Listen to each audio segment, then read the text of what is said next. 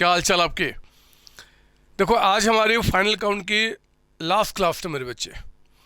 हम लोग क्या करेंगे, यहाँ पे फाइनल अकाउंट के अंदर में कुछ और अच्छे क्वेश्चन की प्रैक्टिस करेंगे और थ्योरीज जो है उनका हम डिस्कशन करेंगे और चैप्टर एंड करेंगे, ठीक है ना। तो आई जरा आज हमारे फाइनल अकाउंट के अंदर में फाइनल अकाउंट जो नॉन एडजस्टमेंट चल रहा है, हम एक और क्वेश्चन उठाते हैं। आपके बुकलेट का क्वेश्चन नंबर 25। आप जरा क्वेश्चन नंबर 25 देखिए और इस क्वेश्चन को देखते हैं कि क्या निकल के आएगा। एक प्रैक्टिस क्वेश्चन, कुछ खास नहीं, बड़ा क्वेश्चन है, बहुत सारी बातें हैं। एक बार चेक करते हैं क्या निकल के आता है। पढ़ो जरा मेरे साथ यहाँ पे। Following is the trial balance of X as on 31 March. इसमें कहता है plant machinery, office furniture, motor vehicle, building stock, opening है आपका, purchases, sales, return outward, return inward. मतलब रिटर्न आउटवर्ड का मतलब हो गया परचेज रिटर्न और रिटर्न इनवर्ड का मतलब सेल्स रिटर्न। कैरेज इनवर्ड ये फैक्ट्री में लाने तक का भाड़ा, कैरेज आउटवर्ड फैक्ट्री से बाहर जाने का भाड़ा। वेजेज सैलरी है, वेजेज सैलरी में पहला वर्ड की इंपॉर्टेंस होगी वेजेज, यानी कि ट्रेडिंग अकाउंट में दिखाया जाएगा। Discount allowed, discount received, sorry वहाँ पे एक सैलरी एंड वेजेज भी है, तो सैलरी की इंपॉर्टेंस ज़्यादा, वो प्रॉफिट लॉस में जाएगा। फिर commission paid, commission received, interest paid, interest receive, repairs, insurance, printing, stationery, water, electricity, postage, telephone, travelling expenses. इसके बाद कहता है आपका conveyance charges, godown rent, office rent, sales promotion expenses, bad debt से डेप्रिसिएशन है। मिसलेनियस मतलब छोटे मोटे खर्चे, मिसलेनियस इनकम है छोटे मोटे इनकम, डेटर से, क्रेडिटर से, bills receivable, bills payable. 10% investment, purchase on 1 अक्टूबर। ध्यान देंगे ये क्या बोलना चाहता है, हम क्वेश्चन में आगे पढ़ेंगे। लॉन्ग टर्म लोन से, बैंक से, cash in hand, cash bank, drawings, income tax and capital account. तो आओ ना मैं आपको बताऊँ यहाँ पे, आप एक काम कीजिए, आप रेडी करो मेरे साथ यहाँ पे। एक तो क्वेश्चन बड़ा है मेरे बच्चे, इसलिए आप यहाँ पे ट्रेडिंग अकाउंट आप बनाएंगे पूरे एक पेज का, मतलब पेज ज़्यादा हो जाए अच्छी बात है, कम नहीं होना चाहिए। तो ये आपका ट्रेडिंग अकाउंट है, एक पेज ले लो पूरा का पूरा, जगह बच जाए कोई बात नहीं, अभी हम सीख रहे हैं, जगह आपका कम नहीं पड़ना चाहिए, बस ये हमारा ट्रेडिंग अकाउंट हो गया। अगले पेज पे हम लोग क्या करेंगे, हम बनाएंगे profit and loss account. Profit and loss account ये हमारा अगला पेज हो गया। यहाँ पे मेरे बच्चे हम ट्रेडिंग के बाद प्रॉफिट लॉस अकाउंट बना रहे हैं। ये लीजिए, ये भी हम पूरा एक पेज छोड़ देंगे, इसके लिए जगह ज़्यादा हो जाए अच्छी बात है, बस कम नहीं होना चाहिए। और फिर हमारा यहाँ पे बैलेंस शीट, ये हमारा बैलेंस शीट है, इसके अंदर में भी आपने ये लीजिए हमारा बैलेंस शीट का फॉर्मेट पूरा एक पेज ले लो आप, जगह ज़्यादा अच्छी बात है, कम ना हो, बस अभी प्रैक्टिस कर रहे हैं तो कोई बात नहीं, ठीक है ना। मैंने तरीका आपको बताया हुआ है कि हमेशा क्या करेंगे, आप तीनों फॉर्मेट को एक साथ रेडी करेंगे। इसके बाद मेरे बच्चे शुरू करेंगे, आप कहता है कि plant and machinery. Balance sheet में यहाँ पे एक तो आपका फिक्स्ड एसेट्स है, फिक्स्ड एसेट्स, और ये रहा आपका करंट एसेट्स, प्रॉपर जगह छोड़ेंगे आप। और फिर हम लिखना यहाँ पे शुरू करेंगे। फिक्स्ड एसेट्स में कहता है प्लांट एंड मशीनरी, लिखो ना प्लांट एंड मशीनरी। ये प्लांट एंड मशीन जो आपका है ये कहता है आपका 42,500, 42,500 रुपये। ऑफिस फर्नीचर ये भी हमारा फिक्स्ड एसेट्स है, ऑफिस फर्नीचर। अकाउंटिंग टर्म्स में मैंने आपको बताया हुआ है कि फिक्स्ड एसेट्स का मतलब होता है जो कई वर्षों तक यूज किया जाएगा, 47,500 या एक साल से ज़्यादा। मोटर व्हीकल्स ये भी हमारा फिक्स्ड एसेट्स है, मोटर व्हीकल्स। आप ज़रा देखो यहाँ कितना बता रहा है, 47,500 का अमाउंट। बिल्डिंग है मेरे बच्चे, यहीं चला गया आपका बिल्डिंग। बिल्डिंग आपका ये कहता है 142,500, 142,500 का अमाउंट। ओपनिंग स्टॉक है, आप जानते हैं ओपनिंग स्टॉक को हम ट्रेडिंग अकाउंट में दिखाते हैं, तो आप लिखिए यहाँ पे ओपनिंग स्टॉक। ये ओपनिंग स्टॉक का जो अमाउंट है ये 75,000। परचेजेज आपके यहीं पे आएंगे, तो आप लिखो परचेज, और क्योंकि हम क्वेश्चन पढ़ चुके हैं, रिटर्न भी है, तो मेरे बच्चे परचेज का अमाउंट जो है 525 अंदर लिखो आप यहाँ पे अंदर में। और लेस रिटर्न आउटवर्ड यानी कि रिटर्न, ज़रा बताओ रिटर्न आउटवर्ड यानी कि परचेज रिटर्न कितना है मेरे बच्चे, ये 5,000।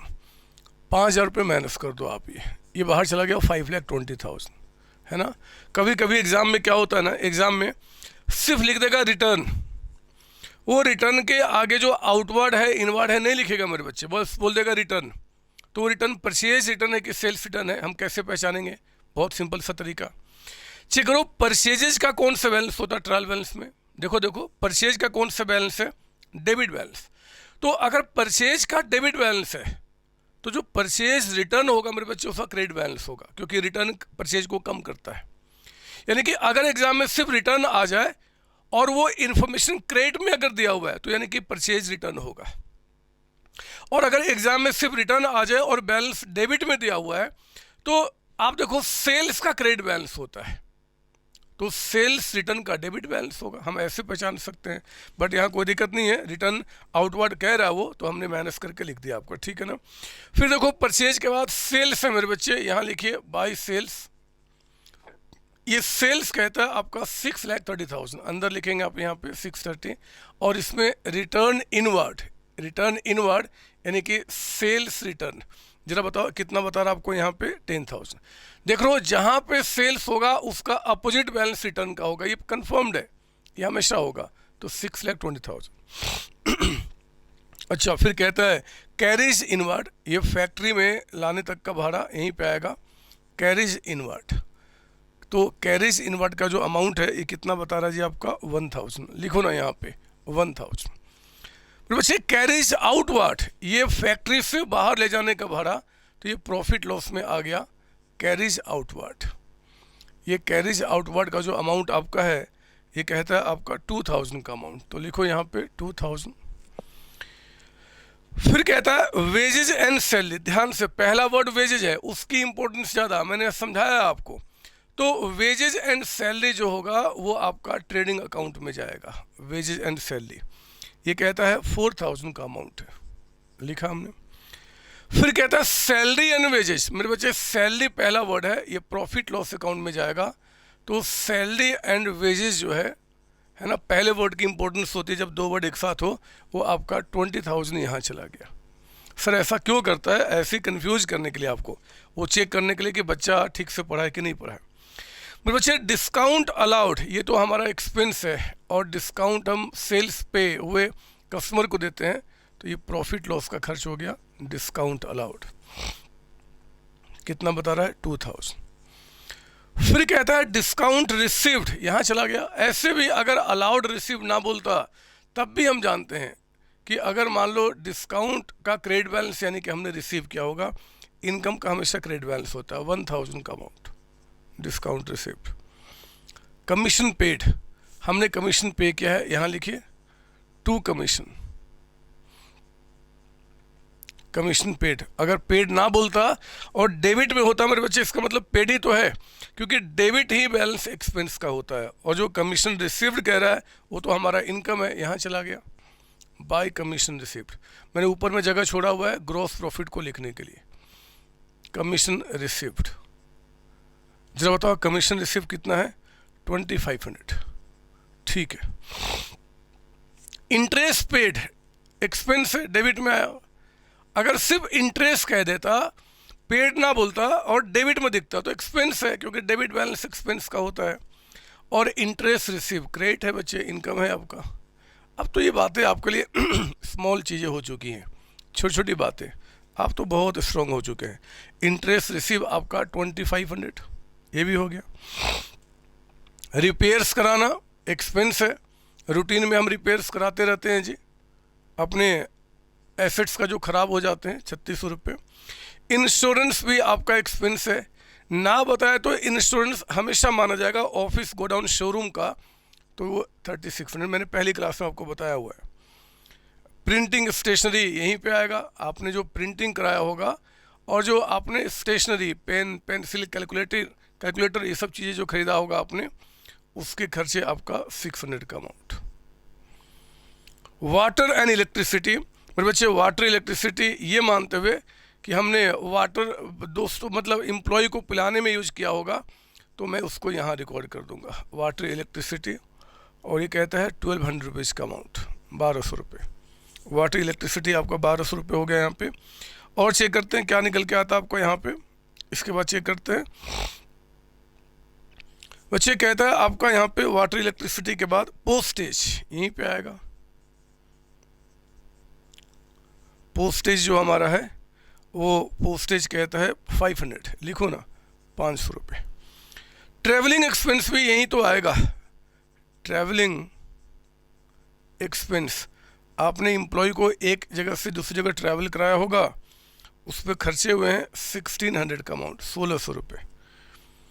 कन्वेंस चार्जेस यहीं पे आएगा, कन्वेंस भाड़ा ही होता है। कन्वेंस चार्जेस एक ही नाम कई नाम से दिया हुआ है। ट्रैवलिंग एक्सपेंस भी एक तरीके से भाड़ा में ही गया, ये भी हमने एम्प्लॉय को देते हैं कन्वेंस चार्जेस, ये भी आपका एक्सपेंस ही है। गोडाउन रेंट यहीं पे आएगा, आप जानते हैं। फैक्ट्री तक के बाद के सारे खर्चे आप यहीं लिखते हैं प्रॉफिट लॉस अकाउंट में 1200। ऑफिस रेंट मेरे बच्चे यहीं पे आएगा, office rent 2400। Sales promotion expense यहीं पे आएगा, सेल्स प्रमोशन एक्सपेंस, आपने सेल्स को प्रमोट करने में कुछ खर्चे किए हैं। एक में गलत हो गया क्या, हाँ सर, ऑफिस रेंट का अमाउंट सर 1200 रुपये है। अच्छा माफ़ कर दो, फिर आप 1200 है क्या सर, हाँ अच्छा ठीक है, फिर ये 1200 रुपये हो गया। और ये सेल्स प्रमोशन कहता है कि 2400 है। बैड डेट्स कहता है यहीं पे आएगा, सारे एक्सपेंसेज सारे लॉसेज जो हमारे सेल्स से जुड़े हुए सब यहीं लिखे जाएंगे जी। बैड डेट्स कितना 1000, ये हो गया मेरे बच्चे। डेप्रिसिएशन यहीं पे आएगा, डेप्रिसिएशन 20,000। और बड़ा कर लेते हैं, आपने पूरा पेज छोड़ा हुआ मुझे पता है ये बात। मिसलेनियस एक्सपेंस, छोटे मोटे खर्चे यहीं पे आएगा। मिसलेनियस MISC शॉर्ट में लिख दिया एक्सपेंसेज। तो ये मिसलेनियस एक्सपेंस 1000 का अमाउंट है। और मेरे बच्चे मिसलेनियस इनकम इस साइड चला गया, छोटे मोटे रिसिट्स, कुछ और इनकम आपको हो गया होगा, स्क्रैप बेच दिया होगा, कुछ और भी कमा लिया होगा कहीं से 1500, ठीक है ये भी हो गया। डेटर्स मेरे बच्चे एसेट्स होते हैं और करंट एसेट्स होते हैं, यहाँ चला गया डेटर्स। ये कहता है आपका 2 लाख, लिखो ना यहाँ पे 2 लाख रुपए। क्रेडिटर्स आपके यहाँ चले गए, तो मैं यहाँ पे कैपिटल का जगह छोड़ देता हूँ। यहाँ पे हमारी फिक्स्ड लायबिलिटीज का जगह छोड़ा मैंने, फिक्स्ड लायबिलिटीज, और फिर यहाँ पे मैंने लिखा करंट लायबिलिटीज। आज मेरी तबीयत ख़राब है मेरे बच्चे, आज मुझे बुखार हुआ पड़ा है, फिर भी मैंने सोचा कि मेरे बच्चे वेट कर रहे होंगे मेरी क्लास के लिए, तो मैं आ गया रिकॉर्ड करने के लिए, आपके लिए सिर्फ। चलो कोई बात नहीं, आपको क्या फ़र्क पड़ता है, आपको तो बस अकाउंट्स चाहिए। लिखा हमने क्रेडिटर्स 40,000। बिल्स रिसीवेबल हमारा एसेट्स होता है, BR शॉर्ट में, आपने पढ़ा है बिल्स ऑफ एक्सचेंज में 15,000। और जो बिल्स पेबल है ये हमारी लायबिलिटी है। बिल्स पेबल हमने एक्सेप्टेंस किसी को दिया है 11,600। मेरे बच्चे 10% इन्वेस्टमेंट, ये 10% इन्वेस्टमेंट आपका एसेट्स है। 10% इन्वेस्टमेंट का मतलब कि आपने कहीं पैसा इन्वेस्ट किया है और उस पर 10% का आपको इंटरेस्ट मिलेगा, इंटरेस्ट मिलेगा। सर ये डेट क्यों बता रहा है, हम उसको बाद में देख लेंगे, डेट की बातें हम बाद में देख लेंगे, पहले आप आगे बढ़ें। यहाँ पे लॉन्ग टर्म आप 10% इन्वेस्टमेंट आपका हो गया। लॉन्ग टर्म लोन हमने लिया है, loan from bank, fix liability है, लोन फ्रॉम बैंक, बैंक से लोन लिया हुआ है लॉन्ग टर्म, तो आपकी फिक्स लायबिलिटी है जी। ये कितना मेरे बच्चे 54,000, ये हमारा 54,000 का अमाउंट आपका हो गया। फिर कहता है क्वेश्चन में यहाँ पे कैश एंड बैंक, एसेट्स है करंट, कैश एंड बैंक। बताओ कैश कितना, बैंक कितना है। कैश कहता है आपका यहाँ पे 2500 और बैंक कहता है 12,500। आप समझ रहे हो ना मेरी बात सर, हाँ सर आगे बढ़ो। ड्राइंग्स मेरे बच्चे, ड्राइंग्स कैपिटल से माइनस हो जाता है, ड्राइंग्स जो है वो कैपिटल को कम करेगा। और ड्राइंग्स अगर ट्रायल बैलेंस में दिख रहा है, बात ध्यान सुनेंगे आप, अगर ट्रायल बैलेंस में ड्राइंग्स दिख रहा है तो कैपिटल का जो अमाउंट है ना 5,04,000 वो पिछले साल से आ रहा है, पिछले साल से ये माना जाता है। जब आपने एक साल में जितना भी ड्राइंग्स किया उसका दो ट्रीटमेंट है मेरे बच्चे। जितना भी ड्राइंग्स किया या तो जब जब ड्राइंग्स हुआ तब तो कैपिटल को कम कर दो एक तरीका ये होता है, या फिर ड्राइंग्स जो आपने किया हुआ है वो ड्राइंग्स आपने क्या करना है कि उसका अलग से अकाउंट खोल दो ड्राइंग्स का। अगर आपने ड्राइंग्स का अकाउंट खोला है मेरे बच्चे और ट्रायल बैलेंस में ड्राइंग्स दिख रहा है, इसका मतलब कि अभी तक कैपिटल से ड्राइंग्स माइनस नहीं हुआ है। जितने भी ड्राइंग्स पूरे साल में हुई है हमने उसको ड्राइंग्स अकाउंट में रिकॉर्ड किया है। तो आज जब हम बैलेंस शीट बनाएंगे तो उसमें इस ड्राइंग्स को क्या करेंगे, माइनस कर देंगे। कितना बता रहा आपको, 8,000 का अमाउंट आपका। तो आपने क्या करना है, ड्राइंग्स यहाँ पे 8,000 माइनस कर देना है। फिर कहता है इनकम टैक्स, ध्यान से सुनना। इनकम टैक्स मेरे बच्चे ये पर्सनल खर्च है, पर्सनल अपने ओनर का। इनकम पे जो टैक्स लगता है सोल प्रोप्राइटरशिप में वो एक आदमी पे लगता है, मालिक के ऊपर में। तो इनकम टैक्स बिजनेस का कभी खर्च नहीं माना जाता। ये आपका पर्सनल खर्च है ओनर का, क्योंकि ओनर का है तो हम क्या करेंगे, उनके कैपिटल से माइनस कर देंगे। आप अभी ज़्यादा मत सोचना इसके बारे में, मैं अगले चैप्टर में जो फाइनल अकाउंट विथ एडजस्टमेंट है वहाँ पे इसके बारे में ज़्यादा समझाऊंगा। अभी तो मेरे बच्चे इनकम टैक्स का अमाउंट 2,000 है, आप वहाँ पे कैपिटल से माइनस कर दो। ये भी एक ड्राइंग्स है। कोई भी खर्च जो पर्सनल होता है ओनर का और अगर फर्म से पे किया गया तो वो आपका पर्सनल खर्च माना जाएगा, हम कैपिटल से क्या करेंगे, माइनस कर देंगे। ठीक है, आगे बताओ। लो, बातें हो गई हैं, कुछ बचा ही नहीं मेरे बच्चे, सारी बातें कंप्लीट हो चुकी है। एक बात छोड़कर कि वो जो 10% इन्वेस्टमेंट है उसके ब्रैकेट में जो लिखा है कि परचेज्ड ऑन 1 अक्टूबर 2017, आखिर इसका क्या मतलब है, तो मैं आपको समझाता हूँ। एक्चुअली आज हम शुरुआत कर रहे हैं, यहाँ तो कुछ आया नहीं, शुरुआत हो रही है मेरे बच्चे एडजस्टमेंट्स की। मैं थोड़ा सा बताऊँ, वर्किंग नोट्स नंबर 1। एक बात चेक करो कि अगर आपने इन्वेस्टमेंट आपने 50,000 का किया है और उस पर 10% का इंटरेस्ट अगर आपको मिलेगा तो वो इंटरेस्ट कितना बनेगा अगर आपने 1 अक्टूबर को इन्वेस्टमेंट किया है तो। मेरे बच्चे interest on investment, interest on investment, एक बार चेक करता हूँ कि आखिर मेरा कितना बनता है। तो समझो ना, 50,000 का आपका इन्वेस्टमेंट है, रेट ऑफ इंटरेस्ट आपको 6 मंथ्स मिलेगा। और क्योंकि आपने 1 अक्टूबर को इन्वेस्टमेंट किया है, ईयर एंडिंग 31 मार्च हो रहा है, तो 6 महीने का इंटरेस्ट आपको मिलना चाहिए। अक्टूबर से 31 मार्च 6 महीने, यानी कि 6/12 कितना निकल के आ गया, 2500, 2500 रुपये। अगर हमने ध्यान देना, ये जो इन्वेस्टमेंट किया हुआ है और इन्वेस्टमेंट पे रेट ऑफ इंटरेस्ट 10% है, क्योंकि 6 महीने ही अभी तक गुजरे हैं, तो 6 महीने का इंटरेस्ट हमें कितना मिलना चाहिए, 2500। जरा चेक करो कि क्या हमने इतना इंटरेस्ट रिसीव किया है। ये देखो मेरे बच्चे, इंटरेस्ट जो रिसीव किया वो कितना था, 2500, यानी कि हमने पूरा अमाउंट रिसीव किया है, हमने पूरा अमाउंट रिसीव किया है। सर अगर ना रिसीव होता पूरा अमाउंट तो मेरे बच्चे वो अगला चैप्टर है विथ एडजस्टमेंट, मैं वहाँ सिखाऊंगा। लेकिन यहाँ तो समझ लेना कि सारा पैसा रिसीव हो चुका है, तो ये वर्किंग कोई काम का नहीं है, ये सारा का सारा पैसा रिसीव हो चुका है जो हमारे ट्रायल बैलेंस में दिख रहा है। तो ये कोई काम का नहीं, क्योंकि ट्रायल बैलेंस साल के एंड में बनता है और कुछ भी ड्यूरिंग द ईयर हुआ है तो हमें हमेशा आपका इसमें दिखेगा, तो वो अमाउंट आपका हो चुका है मेरे बच्चे, कुछ बचा ही नहीं। हाँ, लास्ट में एडिशनल में कहता है क्लोजिंग स्टॉक, तो लिखो ना यहाँ पे by closing stock, closing stock. जरा बताओ क्लोजिंग स्टॉक कितना बच गया हमारे पास, ये कहता है कि 42,000। तो हमने ट्रेडिंग अकाउंट से हटा दिया और इस क्लोजिंग स्टॉक को बैलेंस शीट में करंट एसेट्स में लिखा जाएगा, यहाँ पे 42,000 का अमाउंट आपका। ये भी काम हो गया मेरे बच्चे, ये भी काम हो गया। अब तो कुछ बचा नहीं है, सारी बातें रिकॉर्ड हो चुकी हैं। आओ ना जरा चेक करते हैं कि हमारा ग्रॉस प्रॉफिट क्या निकल के आता है। सर आपने पूरा पेज छुड़वा दिया था, कोई बात नहीं मेरे बच्चे, प्लीज़ गुस्सा मत करो। आज मेरी तबीयत ठीक नहीं है, आज तबीयत ठीक नहीं है, कुछ उल्टा सीधा बोल भी जाऊं आपको तो आप बुरा नहीं मानना, बस आप कर जाओ। 6,20,000 रुपये का सेल्स है एंड 42,000 का स्टॉक बचा हुआ, ये 6,62,000 का अमाउंट आपका हो गया। 6,62,000 में आप इनको माइनस कीजिए, एक आपका 75,000, एक आपका 5,20,000 रुपये का अमाउंट, एक आपका 5,000 का अमाउंट। तो मेरे बच्चे यहाँ पे 62,000 का ग्रॉस प्रॉफिट आपका निकल के आ गया, 62,000। ये ग्रॉस प्रॉफिट जो आपका 62,000 निकल के आया है उसको आप यहाँ रिकॉर्ड कीजिए, ये लीजिए ग्रॉस प्रॉफिट आपका 62,000। और फिर हम क्या करेंगे, यहाँ चेक करेंगे कि हमारा नेट प्रॉफिट कितना है। नेट प्रॉफिट जो आपका है वो कितना बचा, तो आओ ना जरा चेक करते हैं।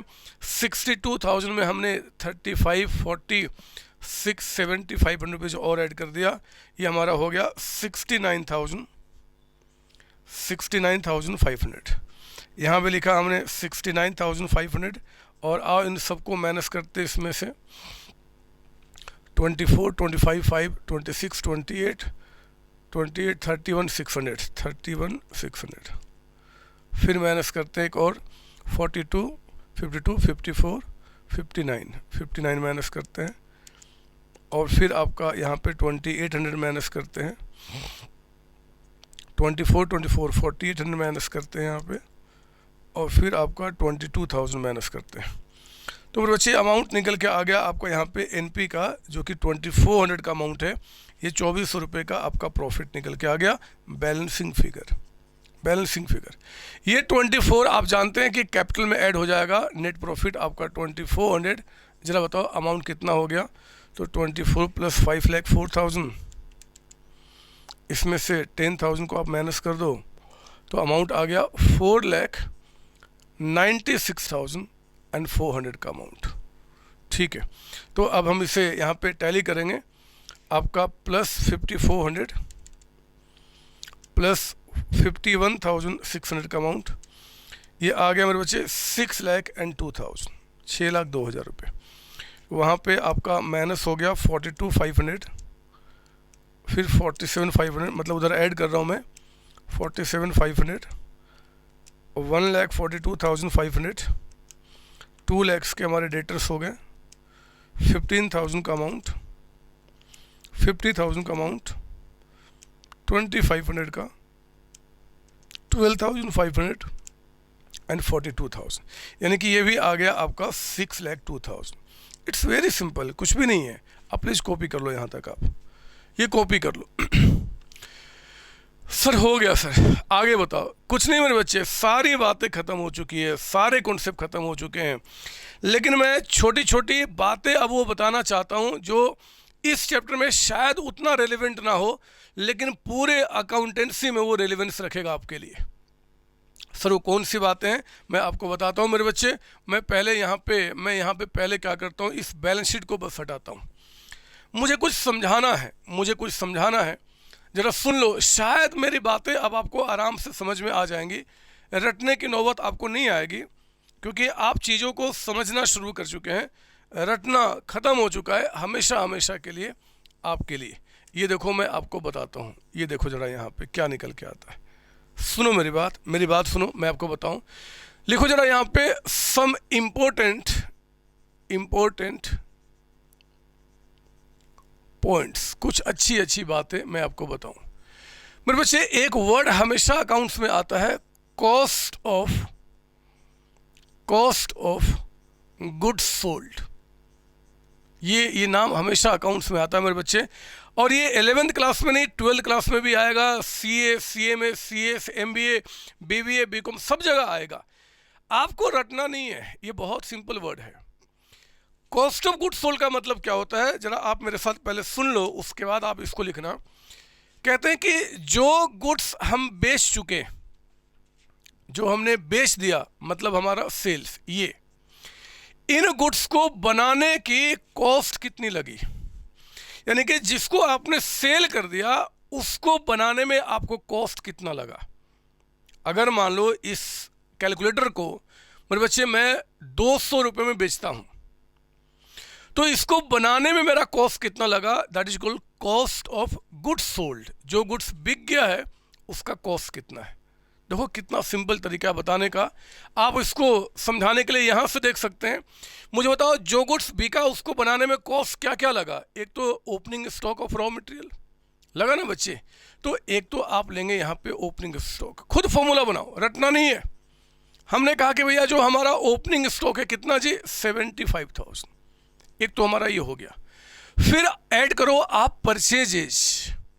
मेरे बच्चे परचेजेज का मतलब हमेशा नेट होता है, नेट परचेज, यानी कि परचेज में रिटर्न को माइनस करके नेट जितना हमने यूज किया, मतलब 5,20,000। समझ रहे हो ना, इतना परचेज किया था लेकिन ये वापस तो कर दिया, तो फैक्ट्री में तो इतना ही यूज हुआ, तो एक तो ये लेंगे, फिर ये लेंगे, फिर क्या करेंगे, जो आपके डायरेक्ट एक्सपेंसेज हैं, यहाँ तो दो ही नाम है, लेकिन जितने भी एक्सपेंसेज हो डायरेक्ट, यानी कि फैक्ट्री में हुआ एक्सपेंस, वो सब यहाँ पे हम क्या करेंगे, ऐड करेंगे। बताओ ये कितना हो गया, 5000। तो हमने इसी के हिसाब से 5000 रुपये वो भी ले लिया। जितने भी खर्चे हमने किए मेरे बच्चे, इसमें से इतना बच गया, मैंने पिछली क्लास में बताया था, जो एक्सपेंसेज हमने इनकर्ड किया उसमें से इतना बच गया, तो ये आपको माइनस करना होगा, ये आपको माइनस करना होगा, ये पता करने के लिए कि जो गुड्स हमने सेल किया उसको बनाने में कितना खर्च लगा। ऐसे तो खर्च हमने इतना किया था मेरे बच्चे, लेकिन इसमें से इतना बच गया, वो खर्च नहीं हो पाया, वो बच गया, वो शायद अगले साल जाके आपका यूज होगा, अगले साल। तो जो आपका अगले साल यूज होगा वो तो इस बार नहीं लगा, वो हमारा कॉस्ट नहीं है। तो बताओ कॉस्ट कितना निकल के आया, जरा बताओ कितना निकल के आ गया, एक बार चेक करो। यहाँ पे 75,000 पहले से फैक्ट्री में था जो रॉ मटेरियल, 5,20,000 का और हमने परचेज किया, 5,000 रुपये डायरेक्ट एक्सपेंसेज किए, लेकिन इसमें से 42,000 जो है हमारा बच गया, यानी कि मेरे बच्चे 5,58,000, 558 ये हमारा कॉस्ट ऑफ गुड सोल्ड है। आप शब्दों को ध्यान समझना, कॉस्ट ऑफ गुड सोल्ड का मतलब होता है जो गुड्स हमने बेच दिया उसकी कॉस्ट कितनी लगी मेरे बच्चे, कॉस्ट ऑफ गुड सोल्ड। हाँ, इसको एक और भी नाम से जानते हैं, लिख दो ब्रैकेट में, ऑल्सो कॉल्ड क्या जी, कॉस्ट ऑफ सेल। इसको हम कॉस्ट ऑफ सेल के नाम से भी जानते हैं। कॉस्ट ऑफ सेल जो मतलब सेल हो गए उनकी कॉस्ट कितनी है, कितना खर्च लगा आपको, तो मेरे बच्चे this is the way to find out cost of good sold आपका। तो कॉस्ट ऑफ गुड सोल्ड कह देगा या कॉस्ट ऑफ सेल कह देगा, बोथ हैव सेम मीनिंग, ऐसे निकला जाएगा। बात समझ में आ गई? सर हाँ। एक बात और बताओ, जब बात उठी है मेरे बच्चे यहाँ पे समझने का, तो बातों को दूर जाने दो ना। अगर कोई पूछता है कि जरा बताओ टोटल सेल्स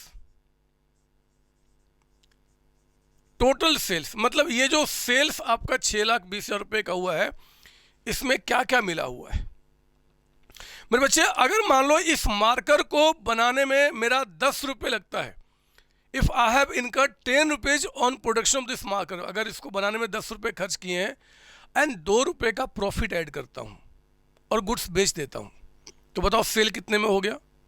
10 रुपये लगा इसको बनाने में, 2 रुपये मुझे प्रॉफिट कमाए, तो सेल कितने में करूंगा, 12 रुपये में। यानी कि सेल्स अगर आपको निकालना है तो हम क्या करेंगे जी, सेल्स निकालने का फॉर्मूला होता है मेरे बच्चे कि आपका जो कॉस्ट ऑफ गुड्स सोल्ड है, कॉस्ट ऑफ गुड्स सोल्ड, जो गुड्स आपने सेल कर दिया उसकी जो कॉस्ट है ये, इसमें ग्रॉस प्रॉफिट यानी कि जो प्रॉफिट आप कमाना चाहते हैं, ग्रॉस प्रॉफिट के मार्जिन को ऐड कर दो तो सेल्स निकल के आ जाएगा। मैं आपको प्रूफ भी करता हूँ, ये देखो 5,58,000 का हमारा कॉस्ट ऑफ गुड्स सोल्ड है एंड ग्रॉस प्रॉफिट कितना कमाया था जी, 62,000, 62। तो जरा चेक करो दोनों मिला के आपका सेल्स कितना हो गया, ये दोनों मिला के आपका आ जाएगा 6,20,000, 6,20,000 रुपये। और ये कॉमन सेंस है कि अगर मैं कोई चीज़ मान लो 6,20,000 में सेल कर रहा हूँ, या छोड़ो मुझे नहीं पता, मेरा काम क्या है जी, इतना मुझे लगा गुड्स को बनाने में, और अगर मैं 62,000 का ग्रॉस प्रॉफिट कमाना चाहता हूँ, अगर मैं इतना कमाना चाहता हूँ, तो मेरे बच्चे कॉस्ट ऑफ गुड्स सोल्ड में इसको ऐड करके मैं क्या करूँगा, इतने में गुड्स बेच दूंगा, तो सेल्स हमारा क्या हो जाएगा, 6,20,000 रुपये। आप समझो मेरी बात ना, इट्स वेरी सिंपल। आपने क्या करना है, जब भी बात करते हो ना टोटल सेल्स का, तो हमेशा बात नेट क्या होता है, नेट मतलब क्या जी, ये अमाउंट आपका, ये अगर ये माइनस ना करो तो ये ग्रॉस सेल्स होता है मेरे बच्चे। तो टोटल सेल्स जब भी कहा जाएगा, टोटल परचेज जब भी कहा जाएगा, तो यानी कि हम नेट सेल्स नेट परचेज की बात कर रहे हैं, नेट सेल्स या नेट परचेज। बात समझ में आ रही है? तो हमने कहा कि भैया इतना बनाने में कॉस्ट लगा, इतना ग्रॉस प्रॉफिट, तो हमारा सेल्स कितने का होगा, 6,20,000 का। एक बात बताऊं, ये तीन अब कई सारे फॉर्मूला अपने आप बना देंगे, कई सारे फॉर्मूला। मान लो मुझे सेल्स पता है, कॉस्ट ऑफ गुड्स सोल्ड पता है और मुझे प्रॉफिट निकालना है, तो इसी से बनाओ ना। अगर कोई कहता है बताओ ग्रॉस प्रॉफिट आपका कितना होगा, तो हमने कहा कि भैया हमारा जो सेल्स है, टोटल सेल्स, हमारा जो सेल्स है यानी कि टोटल सेल्स, इसमें से क्या माइनस कर दूंगा जी, cost of goods sold, cost of good sold. जो हमारा सेल्स है यानी कि 6,20,000 रुपये का, अगर इसमें से कॉस्ट हटा दो 558 तो हमारा क्या निकल के आ जाएगा, प्रॉफिट कितना आ गया 62,000, है ना, यही निकल के आ जाएगा। मतलब अब आप किसी तरीके से बातें कर सकते हैं। हमने पूछा बताओ प्रॉफिट कितना कमाया, तो जिस चीज़ को 6,20,000 में बेचता हूँ 6,20 में, अगर उसको बनाने में 558 का कॉस्ट लगता है तो बाकी हमारा क्या होगा, प्रॉफिट होगा। इट्स वेरी सिंपल, कुछ भी निकाल सकते हैं, कुछ भी निकाल सकते हैं। आई बात समझ में? सर हाँ। और हाँ, अगर मान लो मेरे बच्चे कभी कभी और कुछ लो ना, और कुछ समझते हैं। मान लो कहता है कि जरा बताओ आपका ग्रॉस सेल्स कितना है, ग्रॉस सेल्स। तो टोटल सेल्स जो आपका है, टोटल सेल्स का मतलब क्या बताया था जी हमने, नेट कितना बता रहा आपका 6,20,000। ये देखिए आप यहाँ पे कितना 620। अगर मुझे ग्रॉस यानी कि अगर ये पता करना है तो इतना नेट है, इसमें जो रिटर्न हुआ था रिटर्न इनवर्ड आप इसको क्या करो, ऐड कर दो जी 10,000 रुपये, तो आपका जो 6,30,000 रुपये का अमाउंट आ जाएगा दैट विल बिकम आपका ग्रॉस सेल्स। ग्रॉस सेल्स का मतलब होता है कि रिटर्न बिना माइनस किए बगैर। मतलब फॉर्मूला बनाना आपकी मर्जी है, जैसे चाहो वैसे बना लो, कहीं कोई दिक्कत नहीं। मैं 1-2 क्वेश्चन इस पर और कराऊंगा आपको बातें समझाने के लिए। आप कहो तो मैं इसको मिटा दूं? सर हाँ सर। लीजिए, आज ना मैं आया हूँ मेरे बच्चे सिर्फ और सिर्फ आपके कॉन्सेप्ट को स्ट्रॉन्ग करने के लिए। मेरी तबीयत ख़राब है, आपको शायद नहीं लग रहा होगा, लेकिन मैं अंदर से फील कर रहा हूँ। लेकिन ये शक्तियाँ जो मेरे अंदर आ रही ना पढ़ाने की, वो सिर्फ और सिर्फ आपको देखकर मुझे लग रहा है कि आप बातें सीख रहे हैं, आप और भी बहुत कुछ सीखना चाहते हैं आज। तो आज तो मैं फिर चलो मैं पूरा का पूरा कॉन्सेप्ट ख़त्म कर ही देता हूँ, है ना। इस चैप्टर का कौन टेंशन लेगा। मेरी आप ये पूछ सकते हो और मैं बताने को तैयार हूँ कि क्यों आखिर क्यों 11-12 क्लास जो मैं चाहूँ तो एक अच्छे प्राइस पे आज तक सेल करता था और चाहूँ तो आगे भी सेल कर सकता हूँ, आखिर क्यों मैंने ज़ीरो कॉस्ट पे यानी कि फ्री ऑफ कॉस्ट में पूरे इंडिया को प्रोवाइड कराया। मेरे बच्चे एक ही रीज़न है, और रियली में अगर मैं बताऊँ तो उसमें स्वार्थ मेरा है, मैं अपने स्वार्थ की बात कर रहा हूँ। मैं देखा कि जब बच्चे मेरे पास CA CMA CS करने के लिए या BCom भी करने के लिए जब हमारे पास आते हैं तो बच्चों का कॉन्सेप्ट बहुत वीक होता है, और उनके कॉन्सेप्ट को स्ट्रॉन्ग करने के लिए मुझे बहुत एफर्ट डालना पड़ता है। अननेसेसरी के डाउट्स आते हैं, डाउट्स पे मतलब कि जहाँ पे मैं थोड़ा मस्ती कर सकता था वहाँ पे आपके डाउट्स लेने पड़ते हैं, बहुत सारी मेहनत करने पड़ते हैं। मैं मेरे बच्चे फ्यूचर की मेहनत कम करना चाहता हूँ। जब आप CA CMA CS करने के लिए आप आएंगे मेरे पास, और उस समय जब आपका बेस स्ट्रॉन्ग रहेगा, मैं दुनिया को बता सकता हूं कि जितने बच्चों ने मेरे पास ज्वाइन किया उन सबको मैंने पास कराया। और रियली बता रहा हूं, इसमें स्वार्थ सिर्फ और सिर्फ मेरा है कि मैं आपको, जब आप प्रोफेशनल डिग्री में आप आएंगे वहां पे आपका जो डाउट्स आते हैं वो डाउट्स ना आए, आपका बेस स्ट्रॉन्ग रहे, और जब मैं अच्छे से अच्छे क्वेश्चन की प्रैक्टिस कराऊंगा वहां पे मस्त तरीके से आप एंजॉय करें, दूसरे बच्चों से आप डिफरेंट दिखें, आपके चेहरे पे दिखे कि आप COC के बच्चे हैं। बस यही स्वार्थ है। All the best. चलिए आगे बढ़ते हैं, तैयारी आज से हम लोग आगे फ्यूचर की करते हैं। ऑल द बेस्ट बच्चे। जय COC। All the best. Thank you.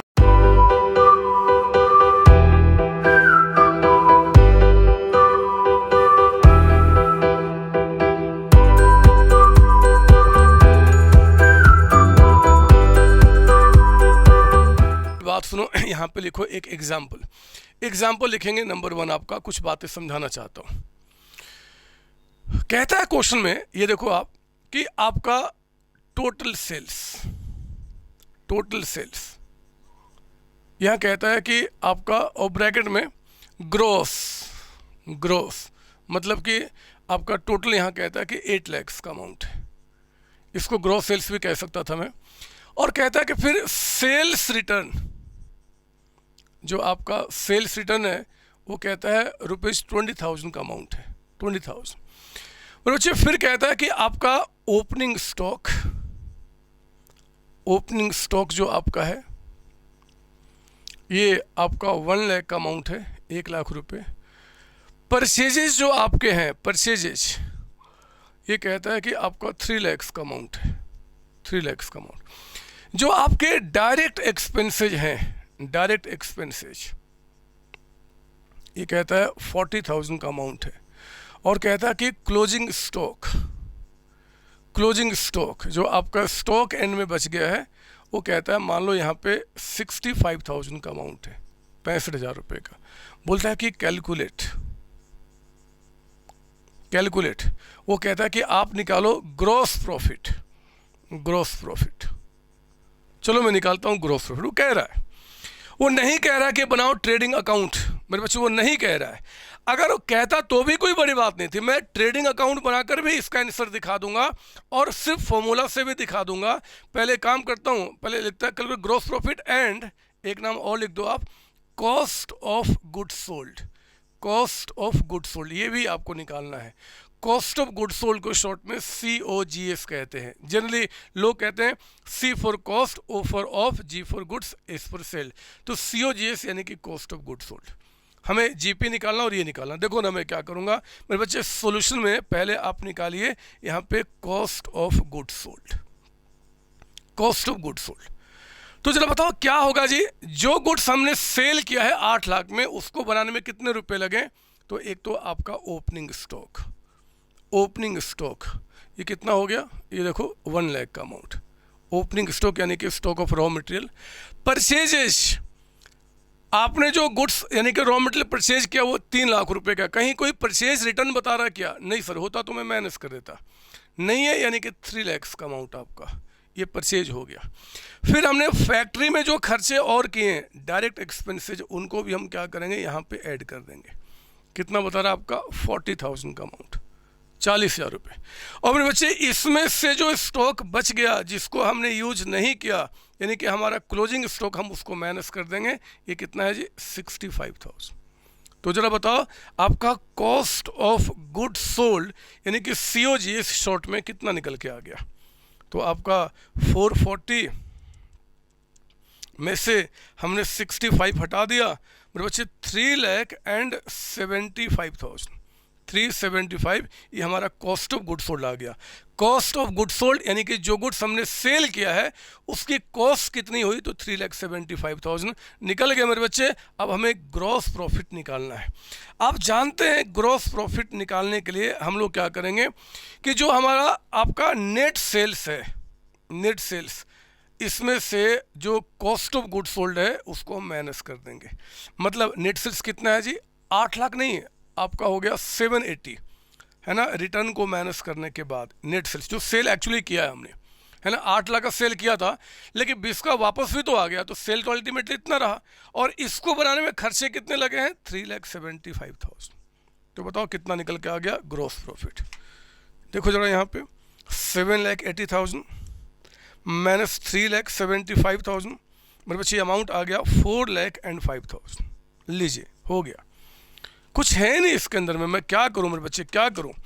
हाँ चलो, अब बात जब उठी है ना, तो मैं एक काम करता हूं, यहाँ पे एक एग्जाम्पल और लेता हूं, एग्जाम्पल नंबर 2।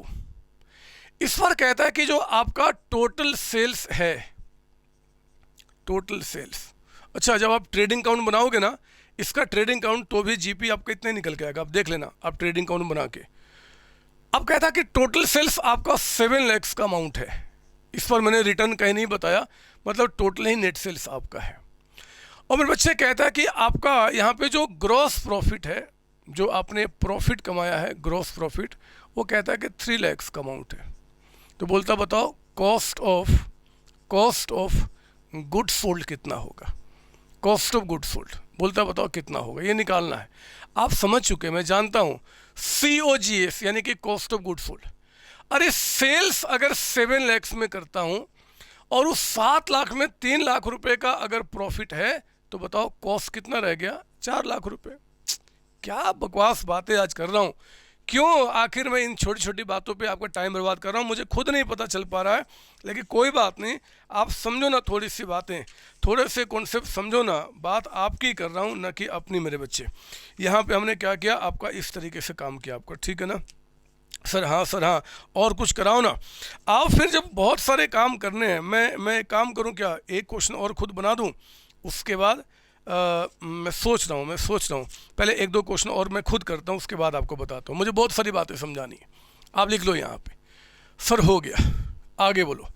2 एग्जाम्पल हुआ ना, अब मैं तीसरे एग्जाम्पल पे लेकर आता हूँ। तीसरा एग्जाम्पल लिखो यहाँ पे। इस बार जो हम लोग वो अकाउंट बनाते थे ना बच्चे, बिना अकाउंट की बातें कर रहे हैं, है ना, क्योंकि आपको रियल लाइफ में काम करना पड़ेगा, लोगों से इसे डिस्कस करना पड़ेगा। कहता है कि टोटल सेल्स, आपने जो सेल्स किया है वो कहता है मान लो 20 लाख का अमाउंट है। याद रखना, जब भी मैं सेल्स रिटर्न आपको ना बताऊं तो टोटल सेल्स ही नेट सेल्स होता है, ठीक है। उसके बाद कहता है आपका कॉस्ट ऑफ गुड्स सोल्ड, ये कहता है मान लो 7 लाख का अमाउंट आपका है, 7 लाख रुपए का amount. Cost of goods sold हो गया 7 लाख का अमाउंट आपका, ठीक है ना। और कहता है कि जो आपके इनडायरेक्ट एक्सपेंसेज हैं, इनडायरेक्ट एक्सपेंसेज, ये कहता है 1,20,000 का अमाउंट है। और कहता है कि जो आपके डायरेक्ट एक्सपेंसेज हैं, डायरेक्ट एक्सपेंसेज, ये कहता है कि आपका 75,000 का अमाउंट है। बोलता है कि कैलकुलेट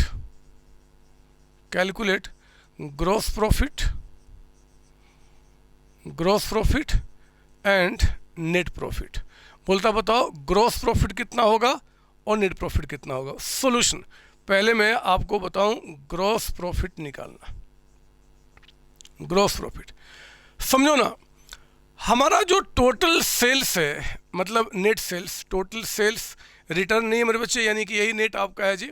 वो क्वेश्चन टू क्वेश्चन वेरी करेगा, आप समझ जाएंगे खुद अपने आप क्वेश्चन पढ़ के। तो जो टोटल सेल्स है इसमें से कॉस्ट ऑफ गुड्स सोल्ड को माइनस कर दूं तो हमारा जीपी निकल के आ जाएगा। यानी कि टोटल सेल्स का मतलब क्या, 20 लाख का अमाउंट। जरा बताओ कॉस्ट ऑफ गुड्स सोल्ड कितना है, 7 लाख, 7 लाख रुपए, माइनस कर दो तो जीपी कितना आ गया, 13 लाख, 13 लाख रुपए। क्वेश्चन में बहुत सारी बातें आपको कंफ्यूज करने के लिए डाली गई, मैं आपको बताता हूं क्या। जरा याद करो, मैंने आपको यहाँ पे कॉस्ट ऑफ गुड्स सोल्ड का फॉर्मूला क्या बताया था। मैं लिख रहा हूँ ब्रैकेट में ब्लू से, आपको कोई रिक्वायरमेंट नहीं है दिखाने का एग्जाम में, आप अभी चाहो तो अपने लिख सकते हो। ओपनिंग स्टॉक, और क्या था जी, प्लस परचेजेज, और क्या था प्लस आपका डायरेक्ट एक्सपेंसेज, माइनस क्या था क्लोजिंग स्टॉक। मेरे बच्चे, मेरे प्यारे बच्चे, ये जो डायरेक्ट एक्सपेंस है ना, ये ऑलरेडी आपके कॉस्ट ऑफ सेल में मिला हुआ है। देख रहे हो आप, जब हमने कॉस्ट ऑफ गुड्स सोल्ड निकाला होगा तो डायरेक्ट एक्सपेंसेस जो है ना 75 इसमें ऑलरेडी ऐड कर दिए गए होंगे। काश ये हमें निकालना होता तो मैं ओपनिंग में, परचेज में, डायरेक्ट में ऐड करता, क्लोजिंग को माइनस करता, लेकिन ये सब कुछ प्लस माइनस करके आपका निकाला गया होगा। तो अब ये डायरेक्ट एक्सपेंस कोई काम का नहीं है, क्योंकि ये ऑलरेडी इसके अंदर मिला हुआ है ना, समझ मेरी बात। और अगर आपको नेट प्रॉफिट निकालना है, नेट प्रॉफिट आपका, तो जो हमारा नेट प्रॉफिट है, माफ कीजिए, जो ग्रॉस प्रॉफिट है, ग्रॉस प्रॉफिट, इस ग्रॉस प्रॉफिट में क्या करते हैं हम लोग, सिर्फ इनडायरेक्ट एक्सपेंसेज माइनस करते हैं। अगर कोई इनडायरेक्ट इनकम हुआ रहता छोटा मोटा, उसको प्लस करता, बट ऐसा कोई है नहीं। तो मेरे बच्चे ग्रॉस प्रॉफिट आपका 13 लाख है, और इनडायरेक्ट एक्सपेंसेज कितना बता रहा आपको जी यहाँ पे, इनडायरेक्ट एक्सपेंस आपका 1,20,000, 1,20,000 रुपये। तो आपका नेट प्रॉफिट कितना निकल के आ गया, ये आ गया 11,80,000 का अमाउंट, 11,80 का अमाउंट। हो गई बात है, this is net profit. It's very simple, it's very simple. जब हमने इतनी सारी बातें स्टडी की हैं तो ये बातें अब आपको परेशान नहीं कर सकती। आओ ना, एक काम करते हैं, इन बातों को और डिटेल में समझने के लिए आप अपने बुकलेट का क्वेश्चन नंबर 8 पे आप आइए। क्वेश्चन नंबर 8 जरा चेक करते हैं, 8 क्या बता रहा है आपको यहाँ पे। क्वेश्चन नंबर 8 पे आप आएंगे, चेक करो। मैं इसको मिटा देता हूँ, मैंने कुछ चीज़ें जो कराना था वो करा दिया, अभी कुछ बातें और समझाने की है, समझाऊंगा अभी मेरे बच्चे, लेकिन पहले आप जरा आ जाओ क्वेश्चन नंबर यहाँ पे 8 पे। तो सॉल्यूशन आप लिखेंगे क्वेश्चन नंबर 8 का। पढ़ो क्वेश्चन क्या बता रहा है। कहता कि एज सर्टेन, पता करो क्या जी, cost of good sold from the following, आपका कॉस्ट ऑफ गुड सोल्ड निकालना है। तो यहाँ पे आपको बता रहा है इनडायरेक्ट एक्सपेंस है, सेल्स है, रिटर्न इनवर्ड मतलब सेल्स रिटर्न है, ओपनिंग स्टॉक है, डायरेक्ट एक्सपेंसेज है, तो बच्चे नेट परचेज है। याद रखना, नेट परचेज का मतलब होता है अगर कोई रिटर्न आपका आउटवर्ड हुआ है, परचेज रिटर्न तो ऑलरेडी माइनस कर दिया गया होगा, और फिर कहता है रिटर्न आउटवर्ड, और कहता है क्लोजिंग स्टॉक, क्लोजिंग इन्वेंट्री यानी कि स्टॉक, इन्वेंट्री स्टॉक कोई बोलते हैं। अब देखो ये कहता है सिर्फ आपको निकालना है कॉस्ट ऑफ गुड्स सोल्ड। तो आओ ना, मैं देखता हूं कि जो गुड्स बिक गया, जो गुड्स बिक गया, गुड्स सोल्ड, आखिर उसकी कॉस्ट कितनी है, आखिर उसकी कॉस्ट कितनी है। तो आप पहले फॉर्मूला याद कीजिए क्या होता था, और याद क्या समझते हुए, ओपनिंग स्टॉक यानी कि ओपनिंग इन्वेंट्री प्लस परचेजेज। हाँ, परचेजेज याद रखना हमेशा नेट होना चाहिए, रिटर्न होगा तो उसको माइनस करने के बाद। अगर कोई आपने डायरेक्ट एक्सपेंसेज किए हैं, अगर फैक्ट्री में कोई खर्चे किए हैं तो उसको भी हम क्या करेंगे, ऐड करेंगे और माइनस कर देंगे आप यहाँ पे क्लोजिंग स्टॉक यानी कि क्लोजिंग इन्वेंट्री। तो ज़रा बताओ क्वेश्चन में ओपनिंग स्टॉक कितना है? ओपनिंग स्टॉक यानी कि ओपनिंग इन्वेंट्री 16,000 मेरे बच्चे, इन्वेंट्री स्टॉक को ही बोलते हैं, कुछ भी लिख सकते हैं। परचेजेज बताओ नेट कितना है? 72,000। ध्यान से, क्योंकि वो नेट बता रहा है मेरे बच्चे, नेट यानी कि जो ठीक बाद में जो रिटर्न आउटवर्ड कह रहा है वो रिटर्न ऑलरेडी माइनस हो चुका है, हमें दोबारा माइनस नहीं करना। तो परचेज में रिटर्न माइनस, ठीक है। फिर हमने क्या करना है, यहाँ पे ऐड करना है डायरेक्ट एक्सपेंसेज। और देखो ना, डायरेक्ट एक्सपेंस क्वेश्चन में आपका 18,600 का अमाउंट है, 18,1600 रुपये, सॉरी 18,600 रुपये। डायरेक्ट मतलब क्या, फैक्ट्री के खर्चे। माइनस क्लोजिंग स्टॉक कितना बता रहा है? 28,000। तो आप निकाल दो और यहाँ बताओ कितना निकल के आ रहा है। It's very simple and very simple, 78,600 का अमाउंट। ये हो गया हमारा कॉस्ट ऑफ गुड्स सोल्ड। समझो मेरी बात ना, मुझे ये कॉस्ट ऑफ गुड्स सोल्ड निकालने का मेरे बच्चे, मेरे पास एक और भी तरीका था, क्योंकि अब हम दिमाग ओपन रखेंगे। आप मत लिखना, मैं लिख रहा हूँ। अगर हमें टोटल सेल्स क्वेश्चन में दिया रहता और हमें ग्रॉस प्रॉफिट पता होता तो इसमें से प्रॉफिट के मार्जिन को माइनस करके भी मैं कॉस्ट ऑफ गुड्स सोल्ड निकाल सकता था। क्वेश्चन के अंदर में सेल्स तो आपको दिया हुआ है, लेकिन कहीं पे ग्रॉस प्रॉफिट नहीं दिया हुआ। अगर ग्रॉस प्रॉफिट होता तो उसको माइनस करके मैं कॉस्ट निकाल सकता था, बट कोई बात नहीं, हजारों तरीके होते हैं। जब हमारा दिमाग डेवलप हो जाता है, बातें अपने आप हम सोचना शुरू कर देते हैं। ठीक है ना सर? हाँ सर, हाँ। आगे बताओ मेरे बच्चे, क्वेश्चन नंबर 9 पे आप आइए जरा। 9 क्वेश्चन देखते हैं क्या बता रहा है। सॉल्यूशन कर रहे हैं क्वेश्चन नंबर 9 का। सुनो मेरी बात ध्यान से, मैं आपको बहुत स्ट्रॉन्ग करने वाला हूं, पहले सुन लो। कहता कि कैलकुलेट ग्रॉस प्रॉफिट। 9th में आपको ग्रॉस प्रॉफिट निकालना है। कहता कि when total purchase during the year आपका 8 लाख। मैं लिख रहा हूँ, पहले बात है आपका टोटल परचेज क्वेश्चन में दिया हुआ है, आप भी लिखो ना। टोटल परचेजेज, टोटल परचेज आपका कहता है यहाँ पे कितने का जी? 8 लाख का अमाउंट। लेकिन ध्यान दीजिए, अगले ही लाइन में मेरे बच्चे रिटर्न आउटवर्ड आपको बता रहा है। रिटर्न आउटवर्ड का मतलब होता है परचेज रिटर्न। तो रिटर्न आउटवर्ड कितना बता दिया आपको यहाँ पे? 20,000। आप जानते हैं कि रिटर्न आउटवर्ड को माइनस करने के बाद ही आपका नेट परचेज निकलता है। अगर रिटर्न आउटवर्ड क्वेश्चन में ना दिया रहता है तो टोटल परचेज ही नेट होता है मेरे बच्चे, लेकिन अगर आपको दिया होगा तो माइनस करके नेट परचेज निकाला जाएगा। ठीक है, नेट परचेज हो गया। फिर कहता है आपका डायरेक्ट एक्सपेंसेज। ये कहता है आपका डायरेक्ट एक्सपेंसेज, डायरेक्ट एक्सपेंसेज जो आपने किए हैं वो कहता है क्वेश्चन में कितना जी? डायरेक्ट एक्सपेंसेज 60,000, 60,000 रुपये। 60,000 आपका डायरेक्ट एक्सपेंस हो गया। कहता है कि 2/3 ऑफ द गुड्स, बहुत ध्यान से, कहता है कि आपका 2/3 मतलब 3 में से 2, 2/3 of total goods, total goods आपका सोल्ड हो गया। हमने सारे गुड्स नहीं बेचे हैं, 2/3 बेचे हैं। और कितने बेचे? कहता है कि 6,10,000 में, 6,10,000 रुपये में। मेरे बच्चे ध्यान से सुनना, कहता है कि टोटल जो गुड्स आपने बनाए थे उसका 2/3 आपने 6,10 में बेच दिया। बोलता है कि कैलकुलेट ग्रॉस प्रॉफिट। वो कहता है कि आप यहाँ पे ग्रॉस प्रॉफिट निकालो। यही क्वेश्चन है ना?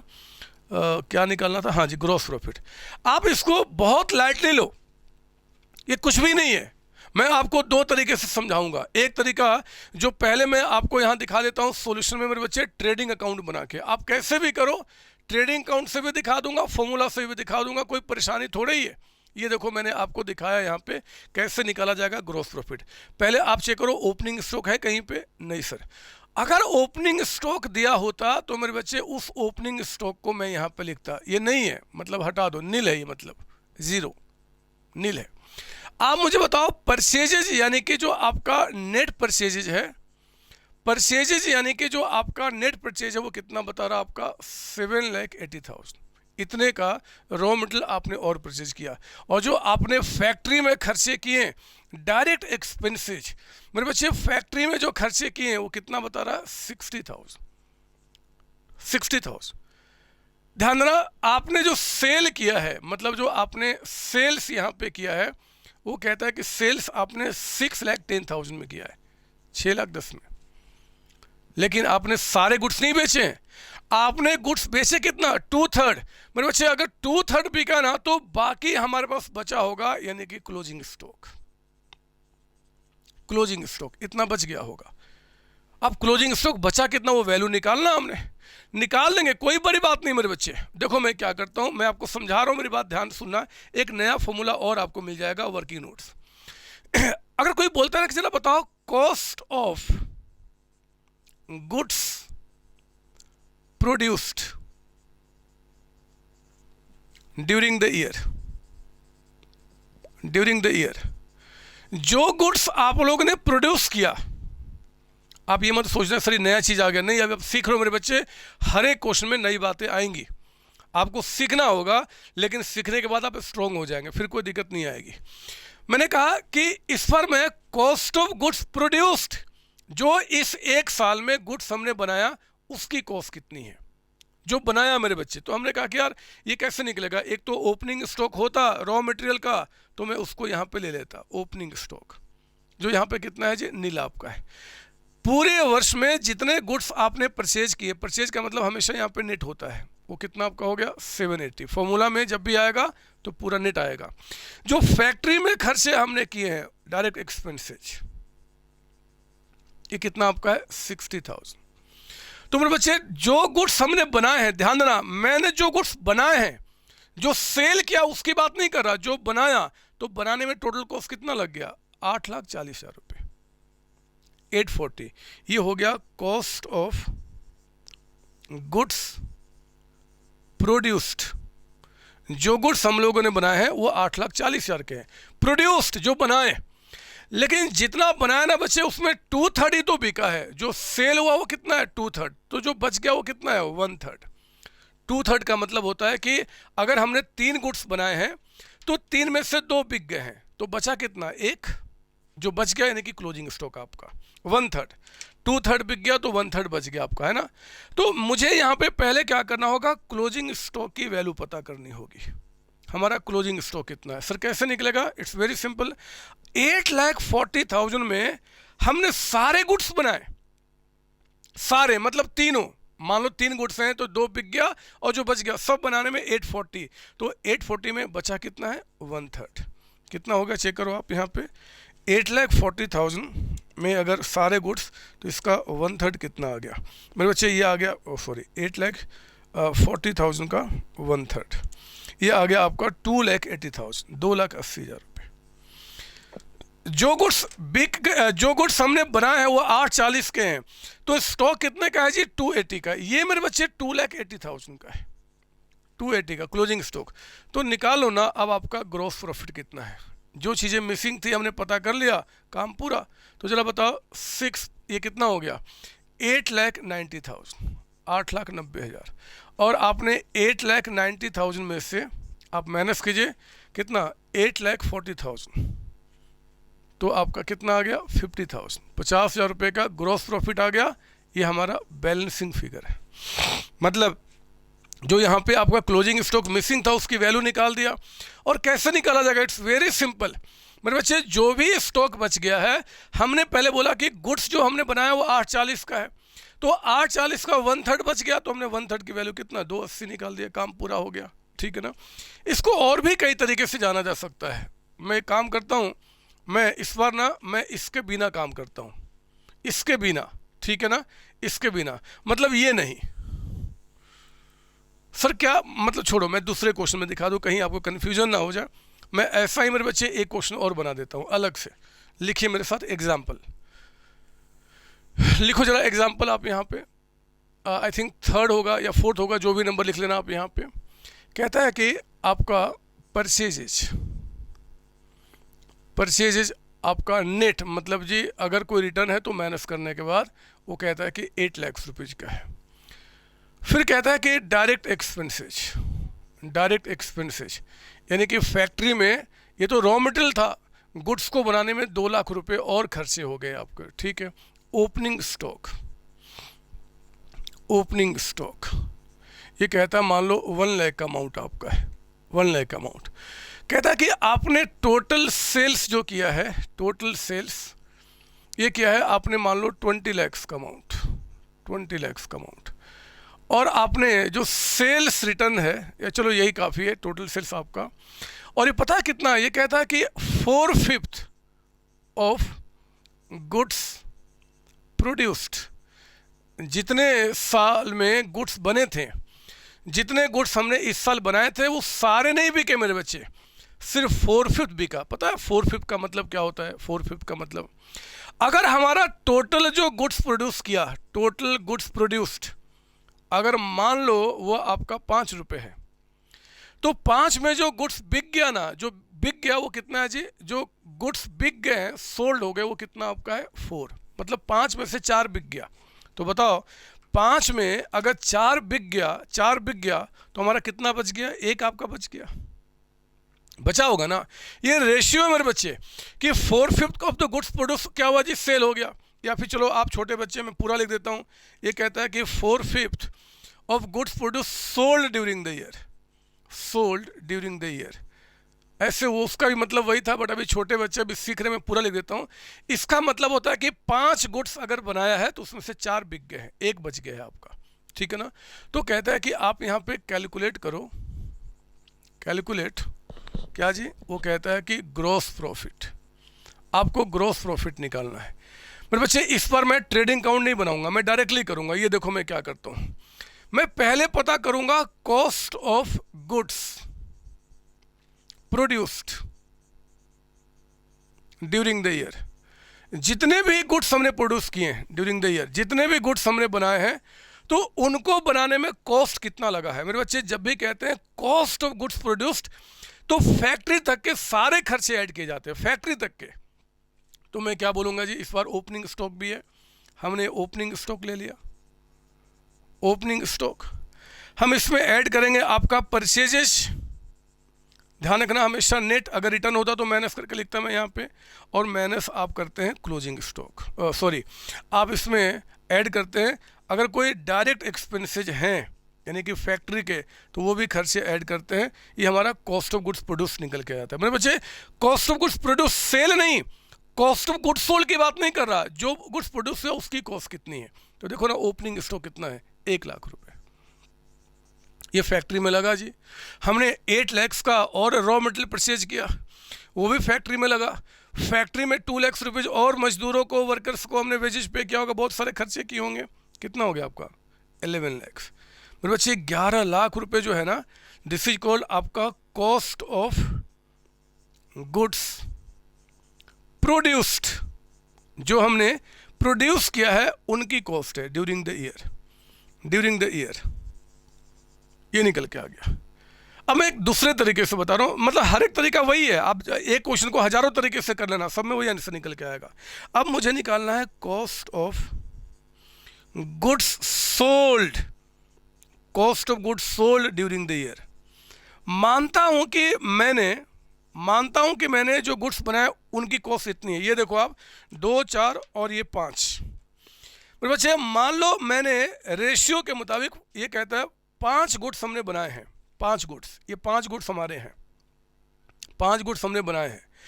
लेकिन 5 में से जो मैंने सेल किया वो कितना है जी? 4 है। 5 में से 4 मैंने सेल कर दिए, तो मैं इनकी कॉस्ट जानना चाहता हूं। देखो कैसे जानूंगा। आप बताओ पहले, ये जो है आपका, ये 11 लाख रुपए, ये मुझे बताओ कितने गुड्स बनाने की कॉस्ट है? इसको देख के बताइए ये कितने गुड्स बनाने की कॉस्ट है। 1, 2, 3, 4, 5 रेशियो के मुताबिक ये 5 की है। तो हम पता क्या करेंगे, इसको 5 से डिवाइड कर देंगे। अगर 11 लाख रुपए में 5 मार्कर बनते तो 5 से डिवाइड कर दो, 1 मार्कर की कॉस्ट आ गई। 11 लाख में we are producing 5 marker, will divide by 5, will get the cost of 1 marker. 1 marker की कॉस्ट आ गई, और हमें 4 मार्कर जो बिक गया उसका कॉस्ट निकालना, तो 4 से मल्टीप्लाई कर दो, है ना। ये 1 का हो गया तो 4 से मल्टीप्लाई, इन शॉर्ट 4/5 से क्या करो आप? मल्टीप्लाई कर दो। कितना आ गया बताओ? ये आ गया 8,80,000। लो मेरे बच्चे, जो गुड्स हमने बेच दिया उसकी कॉस्ट 8,80,000 रुपये है। जो बेच दिया उसकी कॉस्ट 8,80,000 रुपये, और चलो बताओ आपका टोटल सेल्स कितने का था, 20 लाख का। तो अब मैं ग्रॉस प्रॉफिट निकाल सकता हूँ, अब मैं ग्रॉस प्रॉफिट निकाल सकता हूँ कि भैया जो सेल्स है, टोटल सेल्स, अगर कोई रिटर्न होगा तो माइनस करके, रिटर्न नहीं बता रहा है, तो टोटल सेल्स कितना हो गया, 20 लाख। इस 20 लाख रुपए में आप कॉस्ट ऑफ गुड्स सोल्ड को माइनस कर दो। ध्यान देना बच्चे, ये कॉस्ट ऑफ गुड्स सोल्ड नहीं है, ये कॉस्ट ऑफ गुड्स प्रोड्यूस्ड है। जो बिक गया उसकी कॉस्ट इतनी है, 8,80,000, 8,80,000 रुपये। तो बताओ कितना निकल के आ गया आपका, ये आ गया 11,20,000 का अमाउंट, आपका 11-20 का अमाउंट, ये ग्रॉस प्रॉफिट निकल के आ गया। बात समझ आ रही है, ये ग्रॉस प्रॉफिट निकल के आ गया। तो ग्रॉस प्रॉफिट भी हम लोगों ने क्या क्या निकाल दिया, इट्स वेरी सिंपल, आपका ग्रॉस प्रॉफिट। आप बोलते हो कि सर मुझे ऐसे नहीं करना, मुझे तो वो ट्रेडिंग अकाउंट वाला ही करना, तो वो कर लो ना, मैं आपको दिखा देता हूँ ऑल्टरनेटिव वे। आपको जो अच्छा लगे वो कर लो, क्या फर्क पड़ता है, सबका मीनिंग सेम है मेरे बच्चे। वो ट्रेडिंग अकाउंट में बना के आपको दिखा देता हूँ। चलो आप भी क्या याद रखोगे कि कैसे सर आपको मिले थे। हाँ, आप देखो जरा, मैं सारी बातें समझाता हूँ। आप देखो यहाँ पे ओपनिंग स्टॉक लिखो ना, ट्रेडिंग अकाउंट में ओपनिंग स्टॉक कितना है, 1 लाख। परचेजेज आप जरा बताइए कितने का आपका हुआ है, परचेज यानी कि नेट, ये कहता है कि 8 लाख का, वो लिख दिया हमने यहाँ पे। डायरेक्ट एक्सपेंसेज यानी कि जो फैक्ट्री के खर्चे हैं मेरे बच्चे, वो कहता है आपका यहाँ पे 2 लाख का अमाउंट है। हमने 4/5 गुड्स बेच दिया, यानी कि सेल्स कितने में किया आपका, 20 लाख में। हमें यहाँ पे क्लोजिंग स्टॉक की वैल्यू निकालना पड़ेगा, मैं निकाल लूंगा, देखो कैसे, यहाँ देखो, यहाँ देखो, अरे देखो तो कम से कम। आप मुझे बताओ जो गुड्स हमने इस साल बनाए हैं उनकी कॉस्ट कितनी है, 8 + 1 + 2 कितना हो गया, 11 लाख। 11 लाख में सारे गुड्स बने हैं, मतलब 11 लाख जो आपका लगा मेरे बच्चे, इसमें 5 गुड्स बने हैं। अगर हम रेशियो कहते हैं 4/5 4/5, यानी कि 5 में से 4 सोल्ड हो गए, तो 5 में से बच कितना गया, क्लोजिंग स्टॉक कितना बच गया, 1 आपका।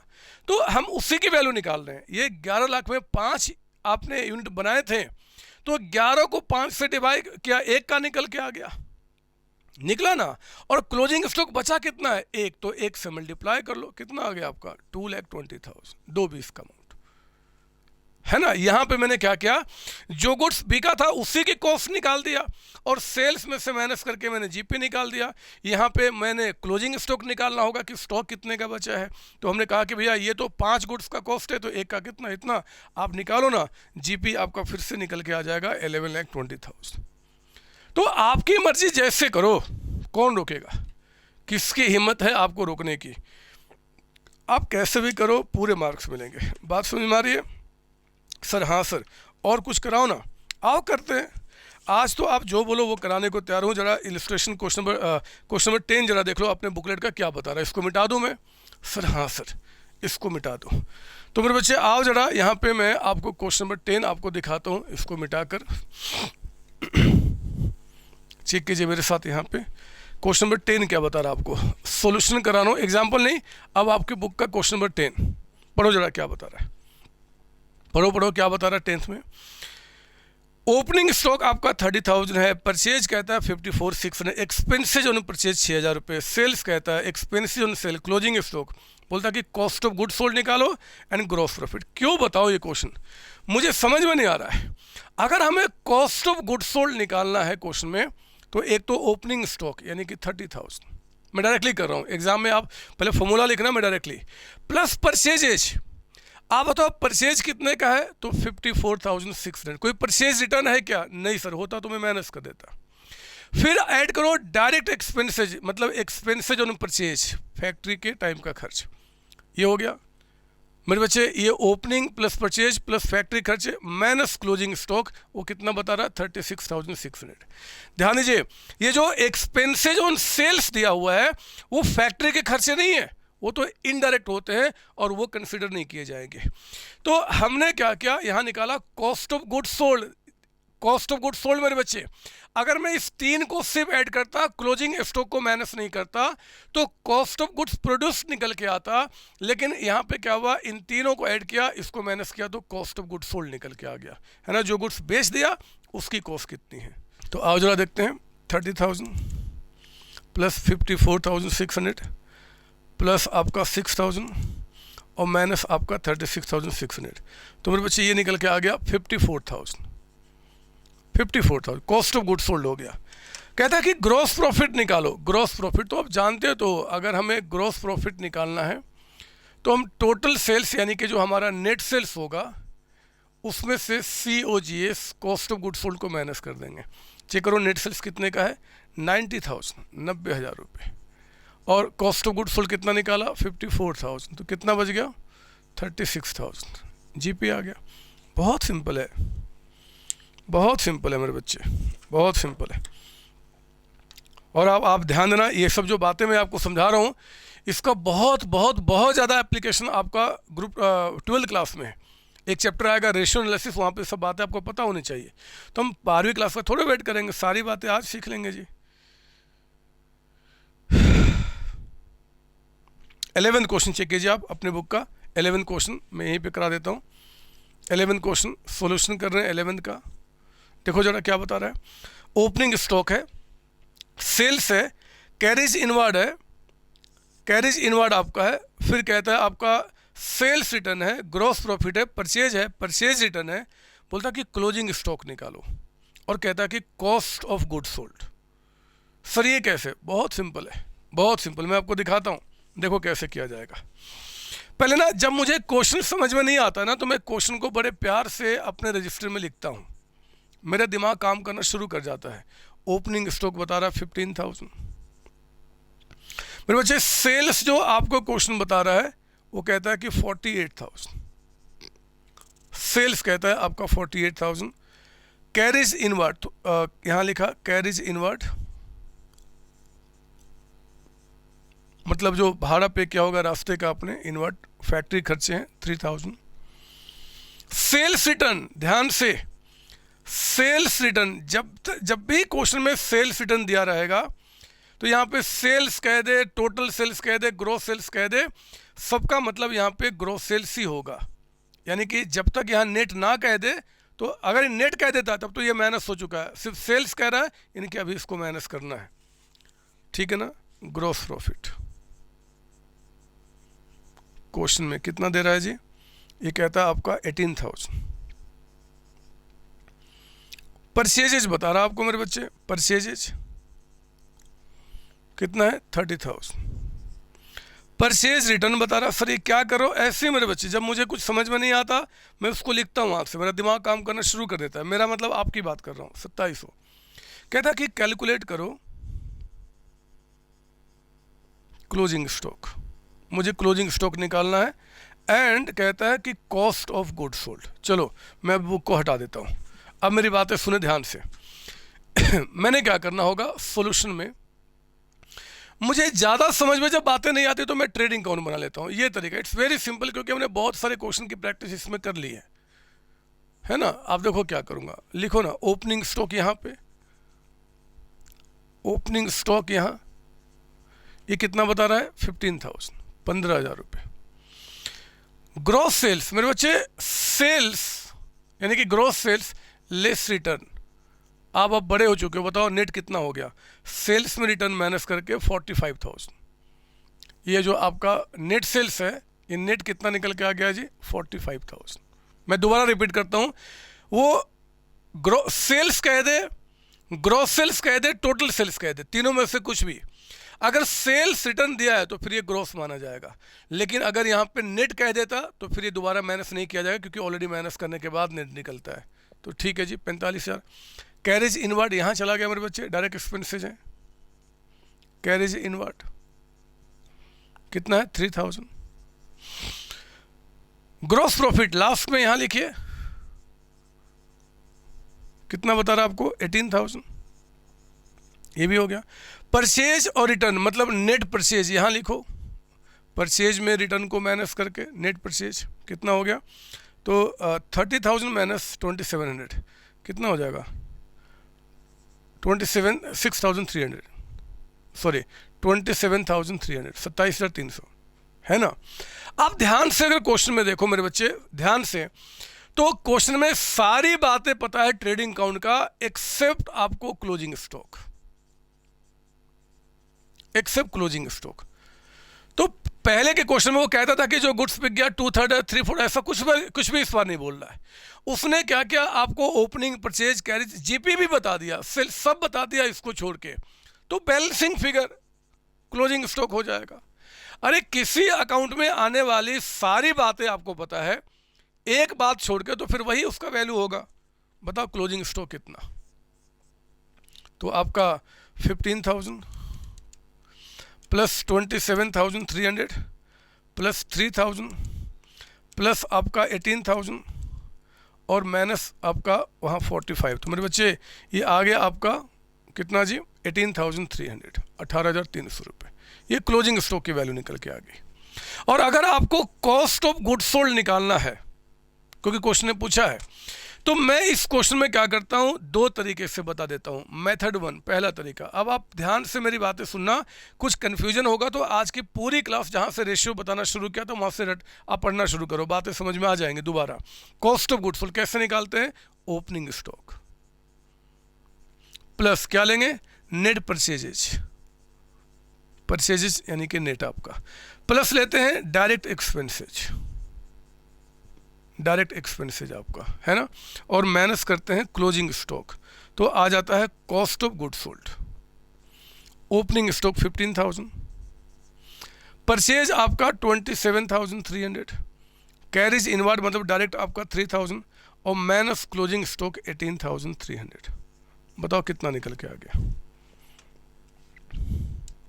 15,000 प्लस 27,300 प्लस 3,000 का अमाउंट माइनस 18,300। मेरे पास ये अमाउंट आ गया 27,000, 27,000 रुपये। ये कॉस्ट ऑफ गुड्स सोल्ड आ गया, जो गुड्स बिक गया उसकी कॉस्ट कितनी है। अगर आपको एक और भी मेथड से निकालना है तो कई तरीके हैं आपके पास, आप मत करो ना, आप क्या करो कि जो नेट सेल्स है, मतलब जो जितने में आपने सेल किया उसमें ग्रॉस प्रॉफिट को हटा दो, सेल में प्रॉफिट हटा दो, कॉस्ट निकल के आ जाएगा। सेल्स हमने कितने में किया है जी, तो 45,000 में। ग्रॉस प्रॉफिट कितना इसमें, 18,000 रुपये। तो बताओ जरा, 45,000 का सेल में 18,000 का प्रॉफिट, तो कितना आ गया, 27,000। सेम आंसर, किसी भी तरीके से करो, क्या फ़र्क पड़ता है, क्या फ़र्क पड़ता है, बताओ जरा, क्या फ़र्क पड़ता है जरा बताओ मेरे बच्चे, मेरे प्यारे बच्चे। आज की क्लास में मैं सोच रहा था कि बहुत सारी चीज़ें कराऊं। हाँ, एक मिनट मैं देख लो कितना समय हुआ, मेरे पास घड़ी से याद नहीं आ रहा है आपका, अभी तो बहुत समय है मेरे पास, बहुत समय, हम बहुत सारी बातें कर सकते हैं। इसको मिटा दूं मैं, सर? हाँ सर। देखो एक चीज़ आपको बताना चाहता हूँ, बहुत इंपॉर्टेंट बात, आप उस बात को दिमाग में बैठा लेना आगे के लिए। सर कौन सी बात है? बहुत इंपॉर्टेंट बात करने वाला हूँ, अब सुनो ध्यान से। पहले आप दिमाग को शांत करो, पहले दिमाग शांत करो, मैं कुछ आपके लिए निकाल दूं पहले मैं। हाँ, आप सुनो मेरी बात ध्यान से, आप ना लिखो मेरे साथ यहाँ पे, कॉन्सेप्ट बिल्डिंग क्वेश्चन। एक्चुअली जब आप बड़े बच्चे हो जाओगे ना, इवन आपके एग्जाम में भी कुछ अच्छी बातें आती हैं, अभी तक तो बोरिंग बोरिंग बातें थी, कुछ अच्छी बातें आती है, वहाँ पे मैक्सिमम बच्चे परेशान हो जाते हैं। वो परेशानी आपके लिए ना हो उसलिए कुछ समझा रहा हूँ मेरे बच्चे। आप लिखो एग्जाम्पल नंबर 1 यहाँ पे, ट्रायल बैलेंस। ट्रायल बैलेंस आप मेरे साथ बनाएंगे, एज ऑन 31 मार्च मान लो 2019, मान लो इस दिन का ट्रायल बैलेंस आपका है। ये रहा हमारा 2 कॉलम, एक आपका डेबिट और एक आपका क्रेडिट। सुनो मेरी बात सर? हाँ सर। तो देखो यहाँ पे क्या बता रहा है ट्रायल बैलेंस में मेरे बच्चे, यहाँ कहता है ओपनिंग स्टॉक, ओपनिंग स्टॉक ये 40,000। सर हम भी लिखे? हाँ जी, लिखना बदमाश। फिर कहता है परचेजेज, ये कहता है 6 लाख का अमाउंट। फिर कहता है वेजेज 30,000 का अमाउंट। और चलो एक नाम और ले लेते हैं हम लोग यहाँ पे, सेल्स, ये आपका 20 लाख का अमाउंट, सेल्स क्रेडिट बैलेंस होता है। और मेरे बच्चे एडजस्टमेंट में आपको कह रहा है कि क्लोजिंग स्टॉक, जो क्लोजिंग स्टॉक है वो कहता है कि वैल्यूड एट ₹50,000, 50,000 रुपये। बोलता है कि प्रिपेयर ट्रेडिंग अकाउंट। सर कोई फॉर्मूला सिखा रहे हो? नहीं बच्चे, फॉर्मूला वाली बातें खत्म हो गई है। मैं एक कॉन्सेप्ट आपको देना चाहता हूँ, एक कॉन्सेप्ट मैं आपको देना चाहता हूँ जो बहुत कम बच्चों को पता होता है। आप जरा सुनना ध्यान से। ये कहता है कि ट्रेडिंग अकाउंट बनाओ and extract of balance sheet, मतलब बैलेंस शीट का छोटा सा टुकड़ा। एक्सट्रैक्ट का मतलब होता है छोटा सा टुकड़ा, मतलब बस इससे जुड़ा हुआ बना देना है। देखो मैं सॉल्यूशन में क्या करूँगा। सर हम जानते हैं, बनाओ तो मेरे साथ कम से कम। आप बना रहे हैं ट्रेडिंग अकाउंट, ये रहा हमारा ट्रेडिंग अकाउंट, ठीक है ना, ये ट्रेडिंग अकाउंट रहा। और मेरे बच्चे यहाँ पे मैं छोटा सा, बिल्कुल छोटा सा एक एक्सट्रैक्ट यानी कि छोटा सा टुकड़ा बना देता हूँ बैलेंस शीट का, जहाँ पे हम बैलेंस शीट की बातें करेंगे, ठीक है ना। ध्यान सुनना ध्यान से। ओपनिंग स्टॉक 40,000 रुपये यहाँ पे आता है। ओपनिंग स्टॉक कहता है कि 40,000 का अमाउंट आपका है, 40,000 रुपये। आपने जो परचेजेज किए हैं वो कितने का? 6 लाख का अमाउंट, 6 लाख रुपए। मेरे बच्चे वेजेस जो आपने पे किया है, वेजेस ये कितना बता रहा है आपका? 30,000 का अमाउंट। और जो आपका सेल्स है आप उसको यहाँ लिखते हैं बाय सेल्स अकाउंट 20 लाख। आप सुन लो मेरी बातें पहले और ध्यान से मेरी बात सुनना। जो स्टॉक बच गया मेरे बच्चे इसमें से वो इस बार यूज नहीं हुआ, हम उसको यहाँ से हटा देंगे। क्लोजिंग स्टॉक कितना जी? 50,000 हम यहाँ से हटा देंगे। और ये 50,000 रुपये हम कहाँ लिखते हैं? बैलेंस शीट में। ये हमने कई सारे क्वेश्चन में किया है, आप कॉपी कर लो। सर इसमें नया क्या है? आपने तो टाइम बर्बाद कर दिया ना मेरे बच्चे ना। आज मेरी तबीयत खराब है, मेरा गला भी खराब है, बॉडी में पेन हो रहा है, आंखें जल रही हैं, नाक जल रहा है, पता नहीं क्या क्या जल रहा है। फिर मैं क्यों समय आपका बर्बाद करूंगा और अपना बर्बाद करूंगा? मुझे कुछ आपको समझाना है। आप पहले यहाँ तक कॉपी कर लो। सर हो गया। मैं आपको यहाँ पे एग्जाम्पल नंबर 2 दिखाता हूँ। एग्जाम्पल नंबर टू सर ये क्या है? एक्चुअली मेरे बच्चे मैं आपको बताना चाहता हूँ कि मैं एक और यहाँ पे ट्रायल बैलेंस आपको दिखाता हूँ। Trial balance as on 31 March 2019 मान लो, है ना, ये हमारा यहाँ पे ट्रायल बैलेंस है। ये डेबिट कॉलम और एक क्रेडिट कॉलम। अब मैं ब्लू पेन का सहारा लूँगा, कुछ मुझे आपको समझाना है। ये देखो, आप यहाँ देखो, इस ट्रायल बैलेंस में ओपनिंग स्टॉक आपको बता रहा है, परचेज बता रहा है एंड क्लोजिंग स्टॉक बता रहा है 50,000। पता है बच्चे, ओपनिंग स्टॉक आपने यहाँ लिखा, परचेज यहाँ लिखा, और क्लोजिंग स्टॉक आपने इसमें से क्या क्या माइनस कर दिया। आपने माइनस कर दिया, हटा दिया, क्योंकि उसको बैलेंस शीट में लिखना है। पता कभी कभी एग्जाम में क्या होता है कि ट्रायल बैलेंस के अंदर में आपको लिखा रहता है परचेजेज, ट्रायल बैलेंस के अंदर होता है परचेजेज और ब्रैकेट में लिखा रहता है मेरे बच्चे एडजस्टेड। आप ध्यान से मेरी बात सुनो, ट्रायल बैलेंस के अंदर में लिखा होता है परचेज और ब्रैकेट में क्या लिखा होता है? एडजस्टेड। सर इसका क्या मतलब है? इसका मतलब है, ध्यान देना, अगर ये दिया हुआ इसका मतलब है कि जो ट्रायल, यहां देखो, ट्रायल बैलेंस में जो ओपनिंग स्टॉक अलग से हुआ करता था ना, वो ओपनिंग स्टॉक इसी में मिला हुआ है। मतलब अब वो ट्रायल बैलेंस में अलग से नहीं आएगा।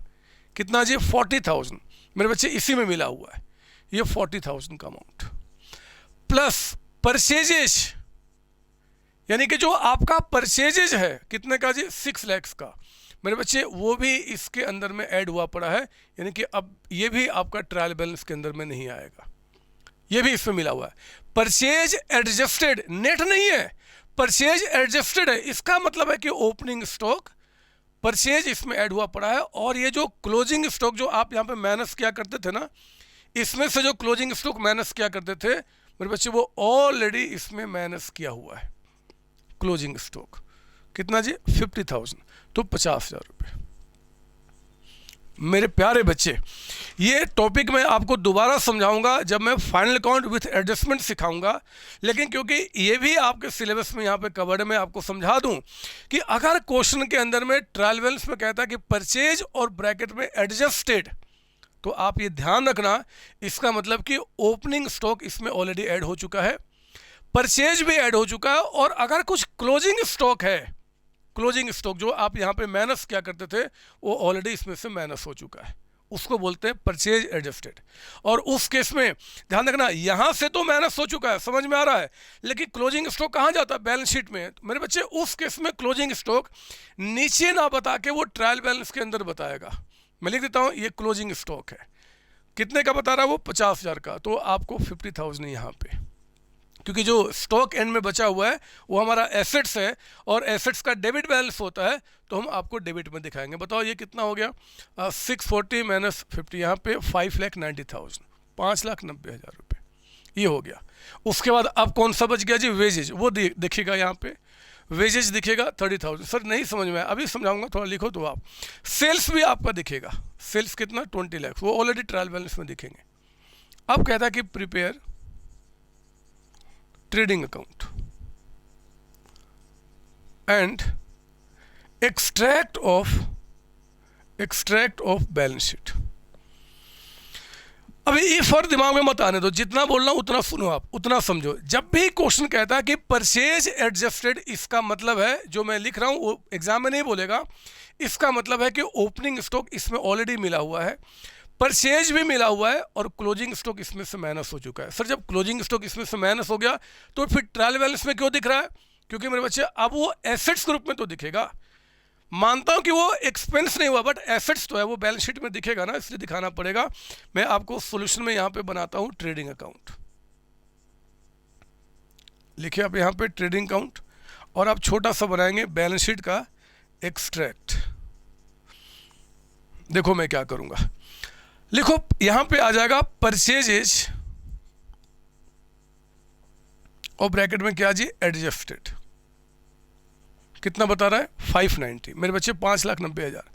अब ध्यान देना, यहां देखो, यहां देखो, यहां देखो, जो आप ओपनिंग स्टॉक लिखा करते थे, परचेज यहां लिखा करते थे, क्लोजिंग स्टॉक यहां, अब इस तीनों में से कुछ भी नहीं लिखा जाएगा, क्योंकि तीनों को आपस में प्लस माइनस करके उसने बोल दिया परचेज एडजस्टेड।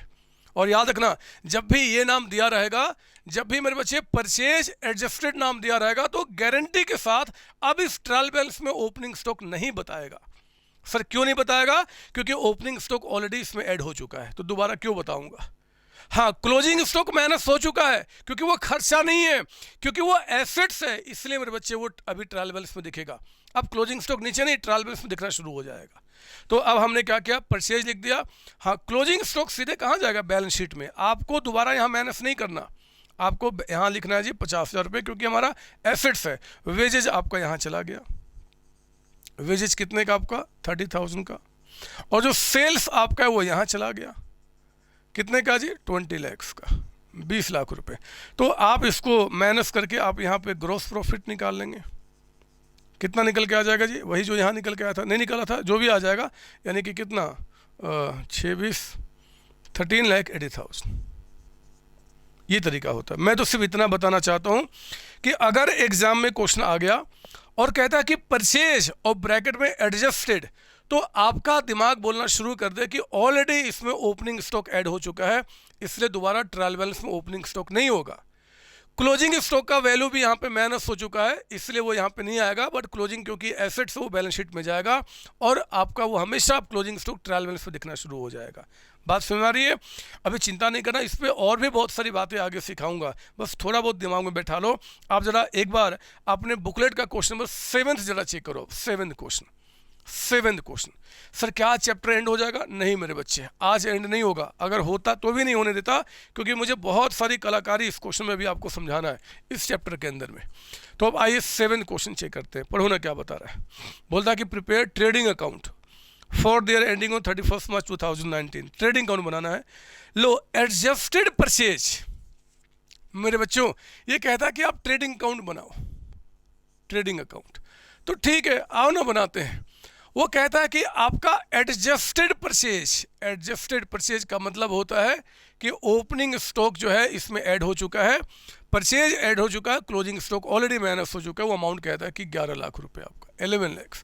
याद रखना नेट नहीं है, एडजस्टेड परचेज की बात कर रहा है। सेल्स आपका यहाँ चला गया कितना जी, 12,50,000, 12.5 लाख का अमाउंट। मेरे बच्चे फ्रेट एंड कैरेज इनवर्ड, यानी कि freight and carriage inward, inward यानी कि फैक्ट्री में लाने तक, ये कितना बता रहा आपका 6,000, ये चला गया। वेजेज भी आपका यहीं पे चला जाएगा, वेजेज भी यहीं चला जाएगा 14,000। और जो वो फ्रेट कार्टेज आउटवर्ड कह रहा है वो थोड़े यहाँ पे आएगा, वो नहीं आता। आपका क्लोजिंग स्टॉक यहाँ चला गया, क्लोजिंग स्टॉक कितना बता रहा है 1 लाख का अमाउंट, 1 लाख का अमाउंट। अब आपका जो यहाँ पे आएगा वो ग्रॉस प्रॉफिट निकल के आ जाएगा, और जो ग्रॉस प्रॉफिट आएगा 1,30,000। ठीक किया ना? नहीं सर नहीं, आपने गलत कर दिया। क्या गलत कर दिया? अरे क्लोजिंग स्टॉक यहाँ नहीं आएगा मेरे बच्चे, आप भूल गए। मैंने समझाया था कि जब भी परचेज एडजस्टेड होगा, जब भी परचेज एडजस्टेड होगा तो फिर क्लोजिंग स्टॉक यहाँ पे नहीं आएगा, तब जाके प्रॉफिट निकल के आएगा, क्योंकि क्लोजिंग स्टॉक ऑलरेडी इसमें माइनस हो चुका है। एग्जामिनर कंफ्यूज करेगा, वो इन्फॉर्मेशन आपको देगा लेकिन आप उसको फॉलो नहीं करना, क्योंकि वो यूजलेस है। क्लोजिंग स्टॉक यहाँ पे नहीं आएगा, वो ऑलरेडी इसमें से माइनस हो चुका है। जो पहले हम यहाँ लिख के माइनस क्या करते थे वो ऑलरेडी माइनस हो चुका है। हाँ, अगर स्टॉक होता तो कहाँ जाता वो बैलेंस शीट में जाएगा, ना कि यहाँ पे। बात खत्म हो गई। आप समझ रहे हो मेरी बात ना? सर हाँ सर, हाँ सर, अब आप हमें कुछ क्वेश्चन दो मेरे बच्चे। आज नहीं, आज तो प्लीज़ आज जो हमने काम किया ना, कुछ रेशियो पे फॉर्मूला समझना शुरू किया, एक बार आप इसका दोबारा रिवीजन कर लेना अगली क्लास में बैठने के पहले, तब आपको बहुत मज़ा आएगा। एंड प्रॉमिस करता हूँ कि अगली क्लास में चैप्टर फिनिश करूँगा कुछ और अच्छी कॉन्सेप्ट के साथ। तब तक आप सबको bye bye tata, bye bye tata, bye bye tata. Thank you बच्चों, थैंक यू। हेलो बच्चों, कैसे हैं आप? रेगुलर क्लासेस, रिवीजन लेक्चर्स और जितने भी मेरे टेस्ट हैं आप बहुत अच्छी तरीके से अटेम्प्ट कर रहे हैं और आप आगे बढ़ रहे हैं। लेकिन मेरे बच्चे, मेरा सपना सिर्फ और सिर्फ आपको ही पढ़ाना नहीं है। मैं चाहता हूं कि इंडिया का एक एक बच्चा जो कॉमर्स के अंदर में है, जो कॉमर्स को सिलेक्ट किया है या जो चूज करने वाला है, वो सिर्फ और सिर्फ संतोष सर के अकाउंट्स को पढ़े। सच बोल रहा हूँ, मैं खुल के बोल रहा हूँ, यही मेरा सपना है। और इस सपने को मेरे बच्चे मैं अकेला पूरा नहीं कर सकता। जो क्वालिटी एजुकेशन हमारे बच्चों को चाहिए 11th क्लास 12th क्लास में, इवन एट जीरो कॉस्ट, आप जानते हैं कि मैं कोई चार्ज आपसे नहीं ले रहा है। ये जीरो कॉस्ट में अगर दुनिया के कोने कोने में पहुंचाना है तो इसकी जिम्मेदारी मुझे अपने साथ साथ मुझे अपने बच्चों यानी कि आप पे शिफ्ट करनी पड़ेगी, और आपको भी जिम्मेदारी उठानी पड़ेगी। आपके जितने भी फ्रेंड्स हैं, आपके जितने भी रिलेटिव्स हैं, मैं नहीं जानता कैसे, लेकिन सबके पास ये बात पहुंचाना पड़ेगा कि संतोष सर की क्लासेस बिल्कुल फ्री है, आप उनको पढ़ें और पढ़ के एग्जाम को प्रॉपर तरीके से दें।